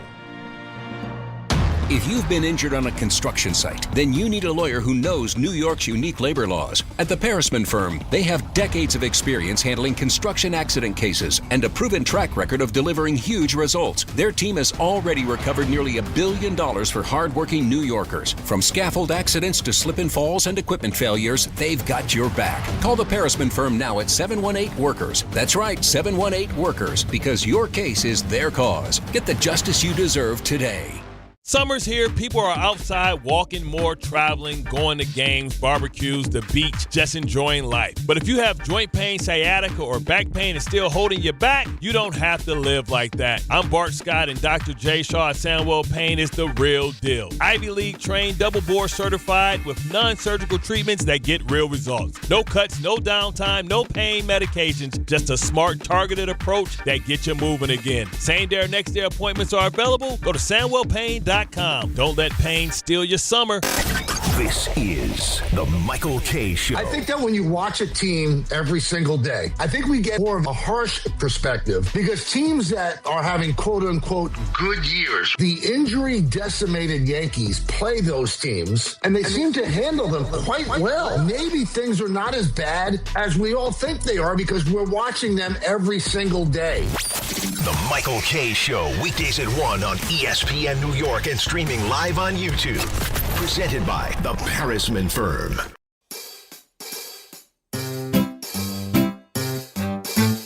1-877 Cars for Kids. KARS Cars for Kids. 1-877 Cars for Kids. Donate your car today.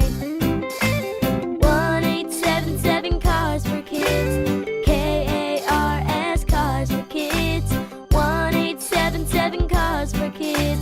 Donate your car today. Ready to get rid of that old car? Donate it to Cars for Kids. Call 877-CARS-4-KIDS to speak to a friendly live agent. Donation is super easy, and your car can be picked up as soon as tomorrow. Go to carsforkids.org now or call 877-CARS-4-KIDS to donate your car today. 1-877 Cars for Kids. KARS Cars for Kids. 1-877 Cars for Kids. Did you know you can donate real estate too? Go to carsforkids.org. That's cars with a K. You've probably heard all those ads for life insurance. Just a few dollars a day, apply online in minutes, no medical exam. Simple, easy, and cheap, right? Now you're thinking, maybe I should get a quote. Well, smart thinking. Everyone should have life insurance. But here's what they don't tell you. Those few dollars a day rates, they're for young people in perfect health. That's why everyone calls Big Lou the 50 to 60-year-old not-so-perfect candidate. Like you. You take prescription meds and you're overweight. Winner, fried chicken dinner. Well, Big Lou works with life insurance companies that want people like you with no surprises after you apply. In fact, if you're a 50-year-old guy with a few health glitches, Lou could probably find you $1 million of term life coverage for about $200 a month. So, yeah, you need life insurance. But unless you're young and healthy, you gotta call Big Lou because he's like you, older, heavier, and on meds, too. Get a quote right now at 800-568-2790, 800-568-2790, or biglou.com. Congratulations, New York. The Knicks did it. Through battle after battle, they dominated to become this year's NBA champions. Day in and day out, the hard work paid off, and you were there every step of the way. Enjoy the crown. Own it, because this year is your year. A part of your legacy that will never be forgotten. So celebrate this moment, show your pride, and shop the largest selection of official NBA gear at NBAstore.com. A Fanatics experience.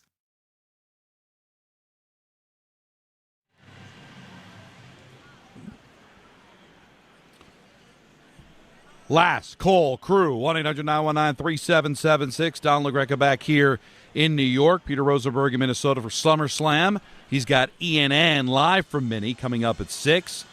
Let's get back to the phones and let's talk to Sharky in Barnegat. You're on ESPN New York. What's up, Sharky? Sharky! Oh, yeah. Oh, hello? Hello. What's going on, buddy? You there? Yeah. Sharkster. Oh. Sorry there, boys. Very sorry. Don, with all due respect to you, this because you are my hockey guy, but this one's about Peter. Peter? You there? Yes. I'm here for you, sure. Okay. So when the show first started, I pictured Peter as the third wheel. A little bit of this, not too much of that. And now, all of a sudden, Peter Rosenberg is everywhere. Everywhere I look, it's Peter Rosenberg. Center stage between some guy, Testorio, and Big E on the SummerSlam thing today. Yep. He's on. He's hobnobbing on First Take with Stephen A. He's on shoulder to shoulder with Mad Dog this week on First Take, going over what is Mad Dog mad about. I mean, Don, is it safe to say that Peter Rosenberg is now the top dog? Is that possible? Oh, yeah, I think so. Well, when you take a look, listen, Alan Hahn, his coverage of the Knicks was unlike anybody else. And it's get up. No, I'd say it's Alan, Peter, Anthony, and Don. You think Don's okay? You're going last. All right. Where's Jacob in this? And then Jacob, sorry. Wait a minute, Don. You got to put yourself way higher than that. No, I listen with all the things all the work that they're doing. No, Sharky, I always find it funny that Peter's the non-sports guy. Why is Peter on the show? Meanwhile, he's on First Take. He's on WWE. He's got favorite teams all over the place. He follows MMA, golf, tennis. It's crazy. It is crazy. Yeah. He's started off as some sort Sharky. of radio DJ guy with some radio station I never heard of. Well, Sharky, who knows? Listen, he is everywhere, and Sharky, thank you for the phone call. And he also works with very interesting people. And I works with, like Joe Tessitorio. Joe Tessitorio. Joe Tessitorio. That, I got to tell you. No, we need that. I hope that was clean enough for a drop. I just pray. I think that's all I can do is pray. You think it was clean? Because Joe Tessitorio is... Sharky has called a couple of times now and given me love for different things. Yeah. And in the process, he gets so many things wrong. He's becoming a high-level caller, in my opinion. But especially when he's got takes like that. Like that's very observant. But listen, it doesn't matter. Like he's still complimentary. He's listening to everything that you're doing. He's watching everything that you're doing. I appreciate it. He just doesn't know how to pronounce Joe Tessitore's name. No, and I mean, Tessitore has been a fixture of broadcasting for how long? 20 years? Yeah. Safe to say? Safe to say, yeah. He had Monday Night Football, what, 10 years ago was the Monday Night Football? And he was maybe doing 9 college years ago? football. I first saw him doing college football. Still is. Back in the day. Yeah. Yeah, no, listen, he's great. Just, he should be complimented. I gotta tell you, man. He's made it now. He's had Sharky mispronounce his name. I got to tell you. Tess is, I know I've given him props before, man. But God, man, that guy is so prepared, dude. Like, he is just, when he hosts, like Don, as you know from doing, TV stuff. And I know they don't give you an absolute ton at the top of your show, but you got to handle the business to you get in and out of all things Devils, right? Yeah. When we do our like countdown shows or even the SummerSlam special we did this week, he just has so much traffic to do. His level, like he always brings notes on like a sort of like hard card stock that he prepares these notes on. And man, he's just so unbelievably prepared. And it just allows for someone like me to just kind of show up and do what I do. Whereas he just has so much. There's just so much, man. And he's so damn good at it. Well, that's the heavy lifting of television. Like radio has its own pitfalls and all that, but you got to be prepared on television. You got to be able. It's a lot less time, but you got to be prepared. You Way gotta more be ready. prep, though. He's very good. A lot more prep to do for sure. Let's close out the hour with Peanut in Palm Bay. You're on ESPN New York. Oh, hey, Peanut. Hey, happy Friday, Don. Happy Friday, Peter. Happy Friday, chat. We got to get a fantasy football league going on for us.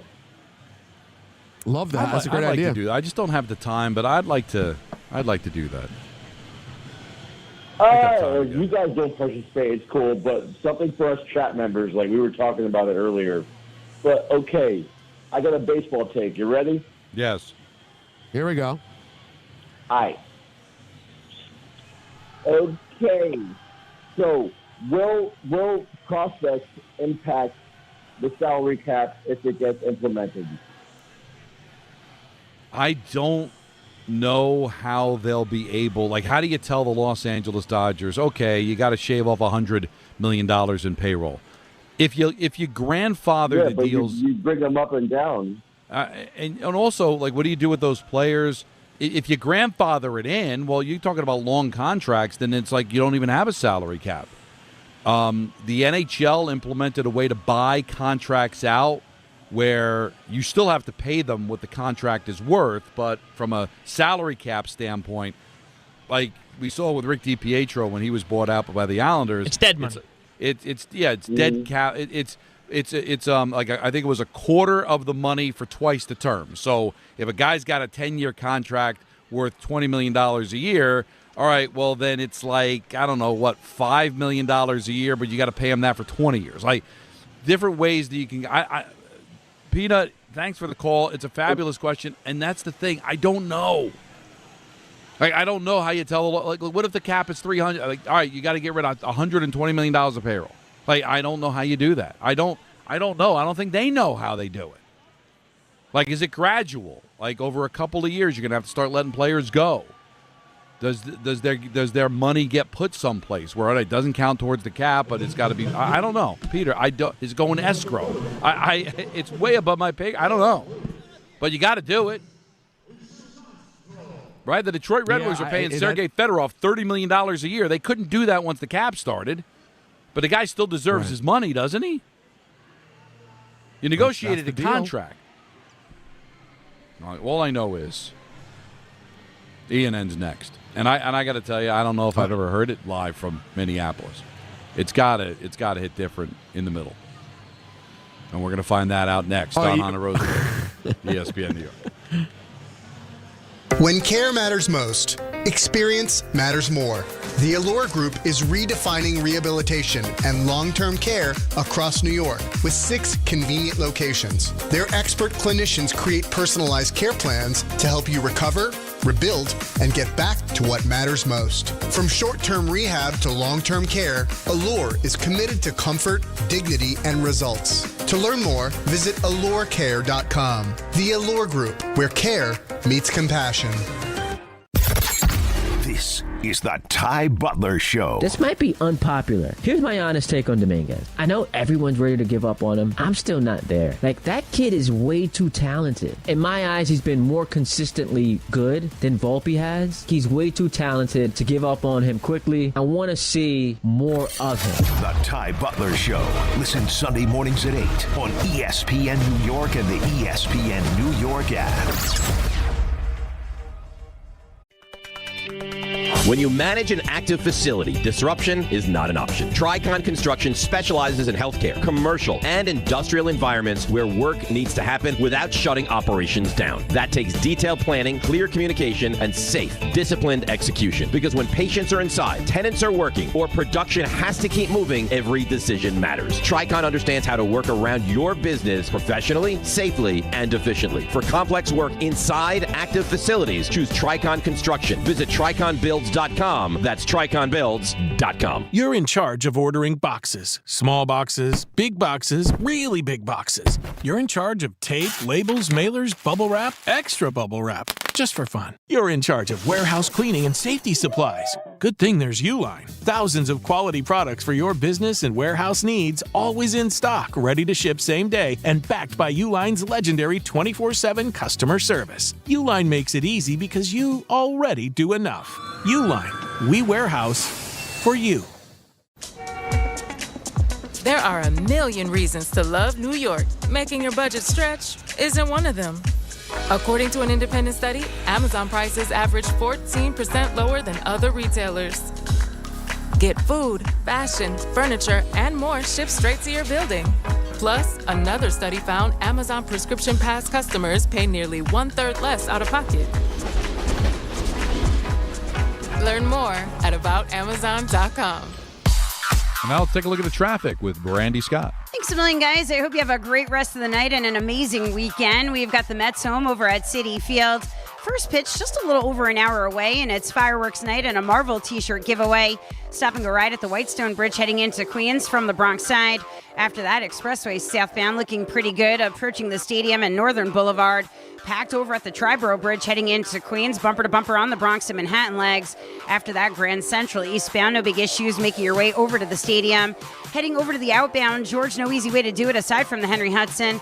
We also have that soccer match tonight at Yankee Stadium in the Bronx. Deegan just slammed both up and down with the volume for the outbound, George. Southbound, especially slow. You're backed up onto 87 in Yonkers. Inbound, George going to run you at least an hour for both the upper and lower decks from 80, 95, and 46. A little bit better from the Route 4 approach. Outbound, Lincoln close to 40 minutes. Outbound, Hahn run you over an hour. I'm Brandy Scott on 880 ESPN New York. You know the feeling. That rush when you reach that goal. Make somebody brag a little back home. That's success. And at University of Maryland Global Campus, we believe you should never stop chasing it. That's why UMGC offers an accredited skills-based education that helps move your career forward.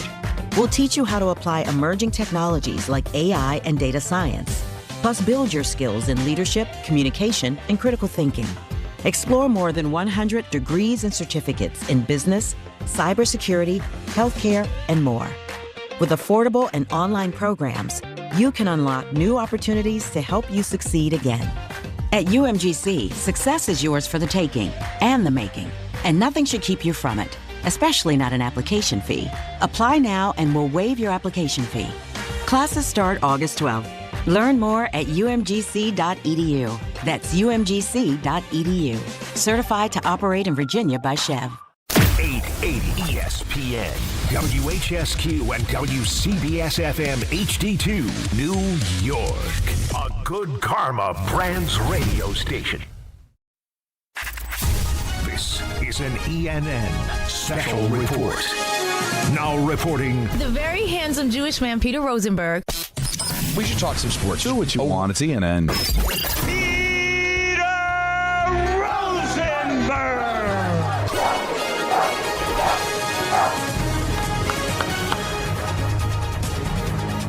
Hi. Hello. Hi. Sure. Hey. How are you? Welcome, folks, to ENN. Ray-Ro. Kidding me? It is brought to you today by our friends over at Boost Mobile. Hey. And I would like to start off ENN by saying good evening to Don. Don't judge me like a normal human being. Judge me as somebody that's stupid. And I'd like to say good evening to myself and Vic Joseph. This is serious. XM. Let me say good evening to myself. Oh, come on now. That wasn't you as yourself. That was Booker T. That was me as Booker T. Right. Who was at your evening wedding? to myself. Good evening to myself and Vic, by the way. Normally, if something's on a poll, it'll be a contract, a championship, whatever Judy it may be. Bagwell. It's an old reference, but it still sounds very funny. Oh, and lastly, good evening to Sharky. Testorio. I mean, how? How could it? Can I hear it one more time? Testorio. Testorio. He's a special guy, that Sharkster. Everyone, welcome to ENN. Yeah, he got that part right. He went on one downhill after that. Do you hear those announcements every once in a while? I do. What's going on there? I guess they're announcing when it's time to get online for like certain autograph signings or pictures. I'm seeing a lot of people getting up now to go get on their queue to meet someone. There are a lot of big names, it looks like. When's your session start? After the show? at never o'clock. Oh, which I have to tell you. I love being recognized, as we all know. Validate me. It's a way of life, for God's sake. But let me tell you, I do not envy the position of sitting in a spot and just doing autograph after autograph or picture after picture and small talk after small talk. I do my little share of it at these events. I did some earlier. It was really cool. People brought some of my baseball cards and stuff like that. It's really nice. And I went to another event before this, my friend's vintage pop-up shop, and did some meeting and greeting people. But like these wrestlers, who have lines of hundreds of people, Don, and repeat it over and over again. I just, as friendly as I am when I meet people, I don't think I could handle doing it like repeatedly. Listen, I struggle after our events.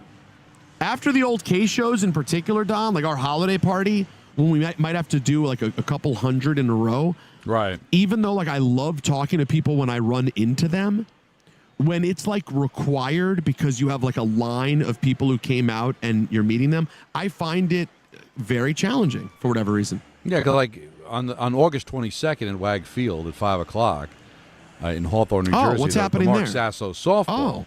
It's a little bit more engaging, right? Like there's not a line of people. People come up and you kind of talk and take some pictures. It's a little bit less. I don't want to say less formal, but it's not. It's exactly that. Yeah, I guess you're right. It's definitively less formal. It's a casual, hey, and one of the cool things if you want to come out to the Sasso game is it's a very laid back setting to get to hang out in, and it's generally very localized, people who are from around the area. It's just a different kind of animal. When we would do like a big K show holiday party, Bacchanal, if you will, and it'd be a bacchanal, if you will, and it would be packed. And then at the end, Don, we would just, sometimes I would look at the line and I'd get a little freaked out. I'd be like, oh my God, this is going to take forever. How do we do this? And it's very assembly line. So it's like, come in, picture, sign, go. And it's less formal at the Sasso Salt because you can sip, you're not feeling like, oh, I got to hurry up this conversation because I got a line of 15 people that are waiting, so, and I did tell you that Carlin is now confirmed. Chris Carlin is making his return after the torn ligaments in his thumb the last time he came. He is going to be back and better than ever. Yeah, now a lot of people wondering how Carlin injured his thumb so seriously. It was in a corn in the cob eating contest. And, Connor... It's the rotation, Don. You know how hard it is to rotate the corn? Hey, listen, because there's no butter, so it's dry and it can get caught. You think that? I guess would it have to be dry if you did a corn eating contest? Is there a corn eating contest? I'm sure there is. Probably not that far from where you are. Now, Don, I met a guy on my flight last night. Okay. Who was moving to Minneapolis because his kids, one in particular, are serious hockey players. So they're upping and moving the family to Minnesota so their kids can play hockey here. Interesting. Are they going to high school there? They're one. The older was about like 12. So starting but the club teams here are that serious. I mean, he lives in New Jersey, and the kids play serious hockey in New Jersey. But he's like, it's cool in New Jersey, but it's just a completely different animal out here. If you're that good, that next to Canada, that's probably one of the best places to be, is in Minnesota. And you would love being Canadian. I would. CBS Sports has placed Tony Romo on leave following his arrest last week, lead game analyst to work with Jim Nantz and Tracy Wolfson. So that means, Don, I doubt they just mean preseason games. I don't know how many preseason games Nantz gets. What, 1 or 2? Yeah, probably 1 or 2. They don't do that many. Can I give you a theory here? Go ahead. It's one of the best theory. It's one of the most accurate theories I believe I've come to, and it once was a topic of conversation on our show, I believe, around Ray Rice. Okay. Video changes everything. Oh, it does. Had he gotten the citation, obviously nobody wants a citation. And also, I have to stop the story. This is serious, but I have to point this out before I forget, Don. The look of, I guess, the state troopers here in Minneapolis, there are a lot of state troopers, like, protecting this event, I guess. Okay. They're walking around. Don, it all looks like an episode of Super Troopers. I can't even, I gotta like, take a picture. No, it's like the look that is the built-in look of the state troopers here, and I guess they're all like young guys with mustaches. It's crazy. Anyways, no, they are promoting Super Troopers 3. They are promoting Super Troopers, folks. That was a moment in time. That is what's going on. That just happened. It is real life. Put it in reverse, Terry. Put it in reverse. No, I am a moron. That was what that's called, because I'm looking at these guys going, why do all the Minnesota State Troopers look like they're in Super? They are in Super Troopers, folks. Well, it shows that you're very observant in the sense that you were able to pick up on that they know what they're doing. They got it right. So they figured it back to my theory. Yes. The DUI, the suspicion of DUI is bad no matter what. I personally, of course, and I take it very seriously, and I would hope others do as well. But Don, the video of him looking ridiculous is that, to me, without that, I do not think at this moment we would have heard about a suspension yet. What do you say? I think so, because it literally puts a face on it, right? And how disheveled he looked, and how it looks bad. And now there's something, and now, like you showed me yesterday, that AI, you can edit, make things look silly, and it's really, really bad. You know, you hear about something and then it kind of goes away, but when it's got video, it makes it more difficult to go away. And that's my question to you. Is this the precursor to him eventually being let go? Or is it, listen, his first preseason game is probably in a couple of weeks, and it's still going to be very fresh. And he'd almost have to address it because it would look funny for him to be on TV with these memes and everything still being out there. Let's let him lay out. Yep. By the time we get to week 1 in September, it'll probably already cool down by then, and then we can kind of proceed. And it kind of gives J.J. Watt a look just in case they have to eventually move on from Romo and give it to Watt. But I think by the time we get to after Labor Day, and you're talking like 6 weeks from now, maybe it's over and now he could be on the air and it's not a thing. I think they're probably going to wait and see how it ends up aging at this point. I think that's a really it remains to be seen for me whether this will go into the regular season. But here's the thing, man. Tony Romo was the hottest thing cooking a couple of years ago. But J.J. Watt is a guy people think is really good, who is a bigger, better player. That even though Tony Romo was the Cowboys quarterback, Don, in my opinion, because Watt was such a better player, it's a little bit of a worrisome situation if you're Romo in that regard. Well, remember. And listen, I don't know how much he cares. I don't know how much he cares about being number one guy, whatever. Who knows? Maybe he doesn't care. But if you do, Watt is good and a Hall of Famer. Well, if you remember, Peter. A future Hall of Famer. Yes. And when he first hit the scene, Romo, it was like he's predicting plays before they happened. People were just like beside themselves how good he was. But in a lot of critics' minds, he started to slip over the last few years. He wasn't doing that. It didn't feel like he was the same. So this could also be a glorified exit strategy. Like, all right, listen, I maybe, Romo had his moment. Watt's now the hotter thing. And you see, it's all competition, right? Fox has Brady, and now if they can counter, CBS can counter with Watt, this could be very bad timing for Tony. This could be maybe the beginning of the end. I don't know. Yeah, like normally you would think, or a couple years ago, you certainly would have thought, no chance, nothing to worry about. But, man, you never know. Timing is friggin' everything. Well, think about it, Peter. There was a time where he was the man, but now it's like Brady's gotten better. I think Aikman's the gold standard, right? I mean, I think everybody looks at Buck and Aikman as being outstanding. And with Burkhardt and Brady getting better and better, the CBS can't afford to have, Nance and Romo be looked upon as like third best. And if Watt and Nance click, then that's what you remember. You're paying Romo $18 million a year. So obviously it's important to them. Who does it? Fox is paying Brady $35 million. I think ESPN's paying. We're paying Aikman $20 million. It's not nothing. So they obviously care about stuff like that. And if the image is now tarnished, and they felt like the critics are kind of criticizing him for not being as good as when he first started, it does open the door now for a change, doesn't it? It's a great reminder to all of us, and I'm talking to ourselves here too, of like anything can go away quickly if you give people a reason to take it away. And man, it's such a dumb mistake. Such an easily avoidable, dumb thing to do.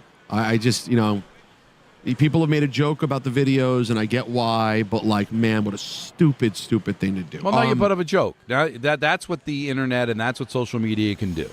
Like that, like you said with the video. All right, he was a DUI, whatever, and OWI, excuse me, was technically the term. So, like, even that makes it nebulous. Well, what's O again? Operating well. It just depends on where you are. It's OWI, so it's operating well under the influence. I just wanted to make sure we had it. But accurate. But nobody. You're a professional. Nobody sees it. It's a story. We're kind of used to these stories, and it goes away so much easier. But now it lives longer because now AI comes in. They're starting to edit it. It's like, what was the one thing you showed me? Like he's doing the Dak Prescott dance. Like it just now it's living longer than it should. So let me say this though. On the flip side, after I just called, Romo, the whole thing's stupid and he should be ashamed of himself, and I stand by that. On the flip side of that coin, dude, what's up with these police? Like the police just giving up their surveillance footage. Like, why does that happen? I don't know. Isn't that a crazy thing? And it makes like we go ahead. No, I was just gonna say it makes the Kyle Shanahan thing that much more harder to understand.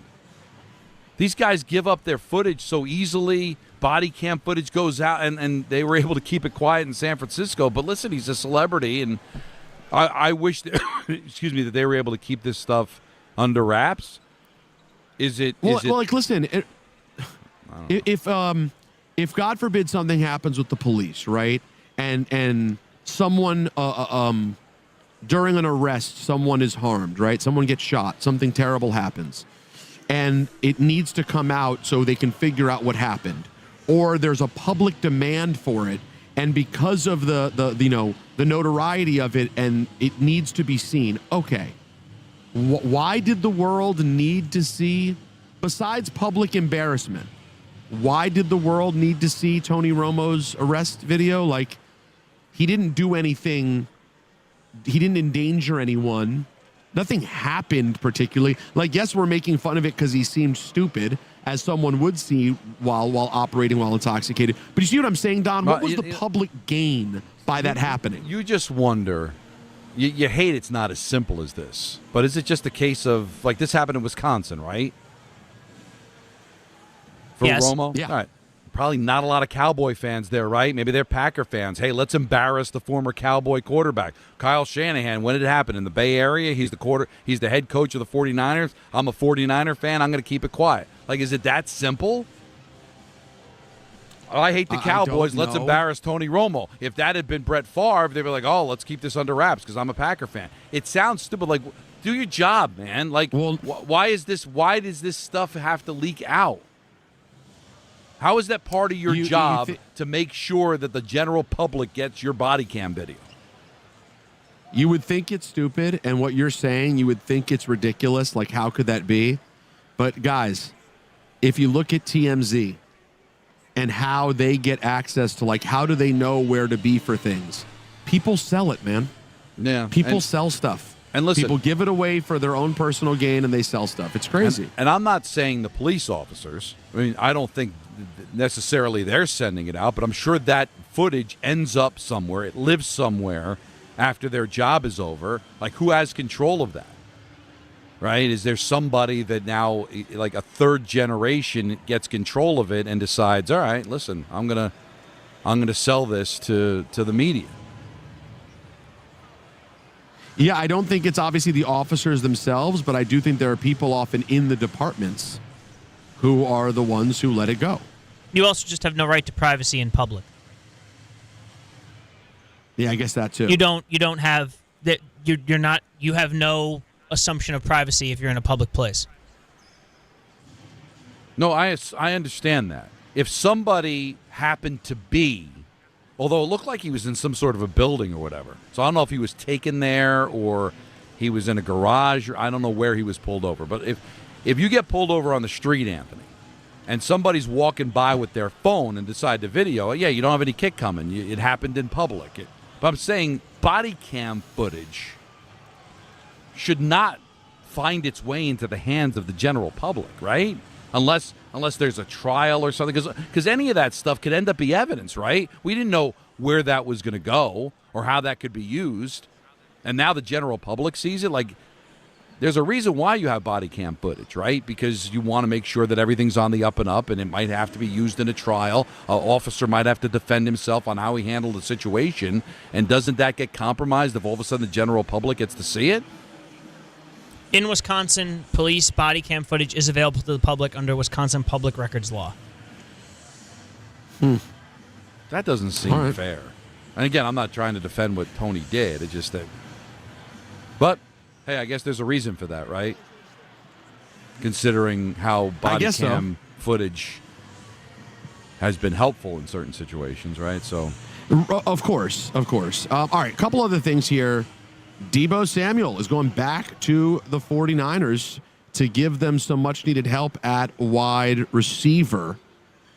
According to Ian Rappaport, the 49ers and Deebo reached a deal for 1 year worth up to $7 million. I got to tell you, he was on my commies last year. He's still effective. Still a pretty good player. Now, why not? The question on the morning show, because Jordan Raanan filled in for Rick DiPietro. And Dave asked a great question. Like, the Giants need wide receivers. Look at the veterans that they've signed. You know, Barrios and Odell Beckham Jr. Like, why wouldn't they take a chance on them? And Jordan said because $7 million is too rich for the Giants' blood. All those veteran wide receivers they signed were all on league minimums. And I thought that was interesting because I was curious to know. Like, the Giants have Nabers, who's not even 100% and not much else. Why wouldn't they be interested? And I guess that's why. I guess from a cap standpoint or a budget standpoint, they didn't want to do it. I guess, man. What did they give Odell? Like $1 in some envelopes? Well, whatever the league minimum is. Seth Rollins. I heard Seth Rollins. Now you can feel the rain. Close. No. That's Seth Rollins. They were brothers in the Shield, but I don't think brothers in real life. Listen, this is. I exposed myself. But and that's not good either. You know. Oh no. Henry Rollins. Was Henry Rollins there? I'm a bigger fan. By the way, of him. That'd be something. There is a thing happening in my household that we need so bad as a drop for the show, and I'm efforting so hard to get it. But this, Don, you probably went through this. The second you turn on the camera, or even the voice memo thing, the baby just won't do what I want her to do. Her current oh no is forever drop levels. She has a right to privacy. She is in her house. That's a good point, but I need this for the show. But like Don, so if she drops something, she just goes, "Oh no!" It is the best. It's a mix of like her beginning to understand "oh no," and I think she copied the voice stylings from our nanny, who she spends a lot of time with. Okay. And I just need it for the show so bad, Don. You know how many settings we could use an adorable baby going, "Oh no." I already love her wow to death. But the oh no is tremendous. Matter of fact, give us a wow before we leave, guys. Who doesn't need that? Hello. What's that, Don? I was just waiting for it to happen. I said, hello, let's hear it. I didn't hear it. Well, it takes time. Well, Jacob's not here. Thank you very much. Yeah, no, it's not Jacob. We had Julian in there, for God's sake. You know, because you've heard him talking to us all day. All right, that'll do it for ENN. on this Friday evening from Minneapolis. It's brought to you by Boost Mobile. Don't overpay. Get unlimited talk, text, and data for $25 a month. Forever, for life, for real. Switch now at boostmobile.com. I'm going on vacay, so Peter and Alan will hold down the fort starting on Monday. I'll be back the week after. Enjoy the weekend, everybody. This is the Michael K. Show. I think that when you watch a team every single